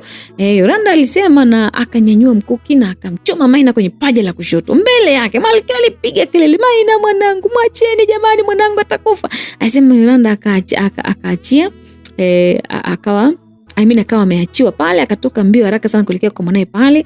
Alifika akawa amekaa nyuma yake. Kwa mimi wacha kama mtoto wake leo amekuja kuwa ni mkombozi kijijini eti. Akaambia haya, mwachie haraka mwanangu, mwachie jamani. Alisema mama Maina akiwa na uchungu, akaambia mlijifanya ndege wajanja si ndio? Sasa leo nitawafundisha adabu. Lile lilikuwa ni sharti la kwanza. Sharti la pili, toeni azma kuu ya himaya yenu mnikabidhi hapa ili kuokoa maisha mtoto wenu. Azma tena. Mfalme na malkia walipatwa na hasira kwa sababu alishamwachia mama yake, lakini bado anapa sharti lingine la nini? Kwa nini mambo ya kuchukua himaya kivipi? Akamwambia binti, kumbe mwendawazimu yani unataka sasa hivi kunifanya mimi ni mjinga si ndio? Hapa hamna chochote ambacho kitatoka. Kama unataka vita basi liko tayari, haiwezekani mtoto mdogo unihangaishe. Mfalme Faru alizungumza akiwa na hasira sana. Akamwambia okay, basi sawa, wewe unataka vita na mimi nitapigana na wewe, lakini tambua mwanao atakuwa ameshauawa. Basi baada ya kusema hivyo Yoranda akanyanyua mkuki juu. Acha! Ilikuwa ni sauti ya malkia ambaye alikuwa analia vibaya mno. Jamani, msifanye majaribio kwenye mwili wa mtoto wangu, yani mpaka anadondoka chini kwa kulia. Na hakuna ambaye angeweza kufanya kitu chochote zaidi ya kukubali. Ni kwamba kweli Maina alikuwa anauawa. Sasa mfalme bado hajui kwamba hata kikabidhi nchi huyo Maina mwenye sio mtoto wake. Akamwambia mimi nitavitoa mimi kwa sababu nahitaji mtoto wangu awe hai, mtoto wangu wa kiume ndio huyo ambaye naye. Alilia sana Malkia, akamwambia mwanamke, unasemaje wewe? Yani utoe vitu alafu wewe chini ya mtoto mdogo kama yule, wewe unataka kweli kuleta hazina kwa ajili ya mtoto? Mtoto tutapata mwingine bwana, uweze ukatoa hazina. Akamwambia nyamaza mwanaume katili, unajua uchungu ambao niliupata kwa Maina wewe, unajua uchungu wewe, unajua mimi nilizimia, nimempata mtoto wangu kwa tabu afu nimwache afe kwa sababu tu ya mali, kati mali tutatafuta. Akamwambia wewe mwanamke, unaongea ujinga gani? Unataka kukabidhi hazina nje nchi? Jamani, hapa hakuna kitu kitatoka hata kimoja. Yani kama huyu Maina anakufa afe tu, lakini sio ufalme wangu uondoke. Akamwambia ndio maana mimi sikutaka tena kuendelea kuzaa na wewe, ndio maana mimi nakuchukia na ndio maana nilikusaliti, mjinga mkubwa wewe. Yani na bila hivyo nakwambia yani hii falme kama haitochukuliwa hata na watu basi nitaichukua mimi. Alisema Malkia. Leo alikuwa na hasira. Malkia amekunywa viroboti, ana hasira kweli kweli. Basi mfalme akashtuka, huyu mwanamke amezungumza nini? Ndio maana what? Akaambia unasemaje wewe mwanamke, umenisaliti? Alisema Malkia akaanza kulia tena, na mlinzi Chino sasa alihisi joto hapo kwa sababu akuelewa imekwaje, mbona anatoa siri zetu muda bado. Akaambia nilikusaliti ndio, Maina sio mtoto wako, ni mtoto wa Chino jamani. Mimi nakuchukia sana. Bwana mfalme ilimuuma, yani huyu mwanamke anasemaje mbele ya watu, nimemlea ni Maina huyu tangu akiwa mdogo na sasa hivi anakuja kuniambia kwamba sio wangu. Mfalme amemlea mtoto akiamini kwamba atakuja kumiliki kiti, kumbe sio kwake. Yani kivipi? Mfalme alichanganyikiwa, akachukua mkuki bwana, akaja kumchoma mama Maina tumboni. Yani kila mtu alizidi kushangaa, wakawa wanajionea mambo ambavyo yanaelekea pale. Chino alichanganyikiwa haraka, akawa amemwahi Malkia chini, na Maina naye alipoona mama yake anachoma aliumia mno, akawa anahangaika. Sasa kumbuka alikuwa amefungwa pale. Mfalme Faru akanyanyua mkuki na akamchoma Chino pia wa mgongoni. Ulienda kutokea tumboni. Yani mfalme alikuwa amevurugwa, mmenichezea mimi mchezo hapa. Alikuwa amepatwa kama kichaa, kama siki wewe. Yoranda akatabasamu kwa sababu aliona alitaka kwanza wachanganyane wenyewe kwanza ili waishiwe nguvu, waumie kwanza kidogo kama ambavyo wao walikuwa wanaumiza wenzao. Basi baadaye akaamua kumwachia Maina, akapiga filimbi moja tu. Maina akawa anajikokota kwenda alipo mama yake, lakini kuweza hata alibaki tu akiwa anamwangalia kwa macho. Basi baada ya filimbi kupigwa, likaja kundi kubwa sana kutoka himaya ya Sindu likiongozwa na mfalme Nizar, ambapo mfalme alikuwa amezidi kuchanganyikiwa, akajua leo naangamia tena, naangamia vibaya mno. Akataka kukimbia ndani lakini alichelewa, alishtukia tu mshale wa mgongo ambao ulimchoma na kisha akadondoka chini moja kwa moja. Basi Yoranda aligeuka akaangalia, nani huyo ambaye alimchoma mfalme jamani? Akamwona Nizar alikuwa anazidi kusogea pamoja na kundi lake. Walifika mpaka pale ambapo ni himaya na Wasengo wote walikuwa pale, waliwekwa chini au ulinzi mkali, yani no kuhangaika. Mfalme Nizar alisogea mpaka pale, akamfikia mfalme Faru. Akamwambia kabla hujafa, ngoja nikwambie tu kwamba nafurahi sana kukuona unakufa, kwa sababu hata wewe ulifurahi sana kuona baba yangu alikuwa anakufa na ulimuua wewe mwenyewe kwa mikono yako. Kwa hivyo nitalipiza kisasi cha babangu kwa mikono yangu pia, nilimwahidi hilo baba yangu. Mfalme Nizar baada ya kusema hivyo alinyanyua mkuki na akamchoma mfalme Faru, ambapo alimmaliza hapo hapo. Ulikuwa ni mwisho utawala wa mfalme gaidi mfalme Faru. Walifurahi sana kushinda hii vita, tena kwa urahisi mno kupitia tu binti Yoranda. Mfalme Nizar alimwangalia Yoranda jinsi ambavyo alivyokuwa akifurahi na kucheka na mama yake, na akazidi kumweka binti huyu moyoni. Yani akimwona anacheka hivi, mfalme kuisha habari yake. Basi hatimaye wakarudi wakiwa na ushindi mnono sana, na kesho yake wakafanya sherehe kubwa sana ambayo ilijumuisha falme zote mbili zikiwa chini ya utawala wa Nizar, na hata falme ya Sengo pia ilifurahi sana kuona kwamba sasa walikuwa wanapata amani, na kuanzia sasa falme hizi nadhani zitakuwa ni moja. Sasa likatoka tangazo, jamani, kuanzia sasa hivi hii falme ni moja, nitavunja mpaka na kuungana, itaitwa ni falme ya amani, alisema mfalme Nizar. Na kwa furaha sana watoto walifurahi sana na kushangilia kutokana na utawala huo mpya ambao ulikuwepo, na sasa hivi huenda patakuwa pana amani. Basi zilipita siku 3 tu za ndoa ya Nizar na Yoranda, ambapo ilikuwa imefungwa na sasa walikuwa tayari ni mke na mume rasmi.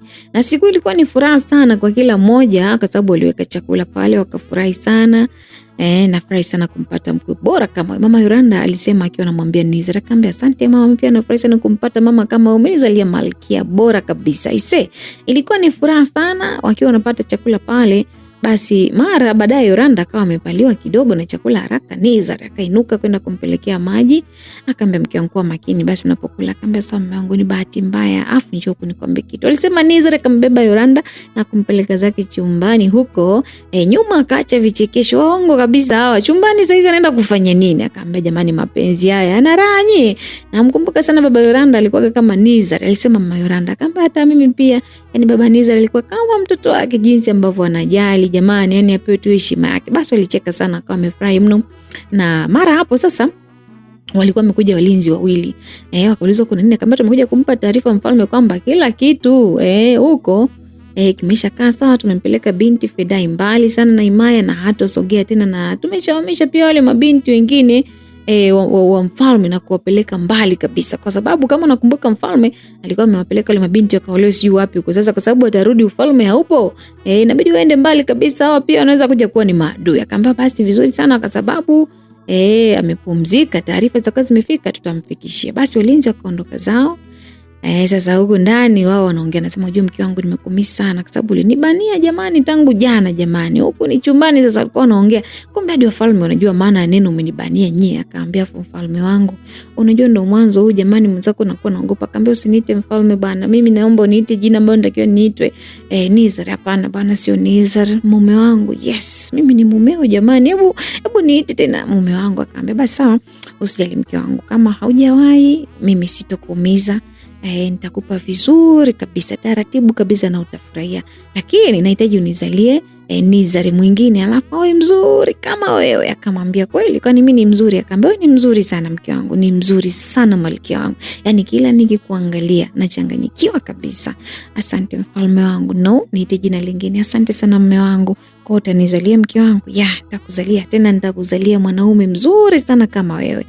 Na mimi nakupenda sana, kwa hiyo lazima nimzae mtoto ambaye atafanana na wewe. Sasa ilikuwa ni mahabuba kati ya watu hawa wawili, mfalme pamoja na malkia wake. Maongezi mazuri kabisa kabla ya kutafuta mtoto. Achana na nyinyi mnaoambia sioni siku zangu. Wenzenu wamepanga, unaona mipango yao ilivyo ni mizuri hapa. Mahaba kwanza, hata hizo mbegu zenyewe ndani zina hamu kulikweli ya kuingia ili aje mtoto ambaye wazazi wanamuimagine. Ilikuwa ni hivyo, zilianza kisses pale na mambo mengineyo, na kisha wale hao walikumbatiana kwa sababu wanapendana sana. Safari ya kwanza kumtafuta mtoto ilikuwa imeanzia hapa. Hii haitakuwa mimba ya bahati mbaya kama ambayo akina Mwafula tulipata. Anyways, asante sana msikilizaji kwa kusikiliza simulizi tamu kabisa na safi ya binti Yoranda, binti ambaye alionekana ni legelege fulani hivi, lakini hasira na uchungu na vitu ambavyo vinaumiza sana kwenye maisha wakati mwingine vinamfanya mtu kuwa jasiri. Ukimpiga chura teke umemuongezea safari. Binti alifukuziwa sana, akaangukia huko ambako ni kubaya kweli. Lakini mwisho wa siku amekuja kuleta mapinduzi. Imekuwa ni nzuri sana kwake, kwa familia yake, lakini pia kwa wana kijiji wenzake pia kwa ujumla. Sasa hivi mambo yamekuwa mukire, lakini pia amepata na mume bwana, kapata mume. Achana na yule Jesse, alikuwa msaliti tu. Jesse alikuwa ni mbakaji tu. Haya, angeanza kumpambania Jesse, kwa nini unanisaliti? Jesse, kwa nini achana na mwanamke unirudie? Angempatia wapi mfalme jamani? Wakati mwingine ukiachika, ukiachwa, ukisalitiwa, mwache ende bwana, upate rais huko, upatage mkuu wa mkoa huko, upatage masheo, upatage watu ambao wanaeleweka. Anyways, asante sana Pritma Talent, na hii ilikuwa ni simulizi ya Yoranda. Tumemaliza hivyo. Kumbuka msikilizaji, mwishoni mwa simulizi na kwaga ni maandalizi ya mapema ya simulizi nyingine ijayo. Hapa ni Simulizi Zetu Media. Jina langu naitwa Tutu. Kwa heri kwa sasa, tukutane katika simulizi ijayo.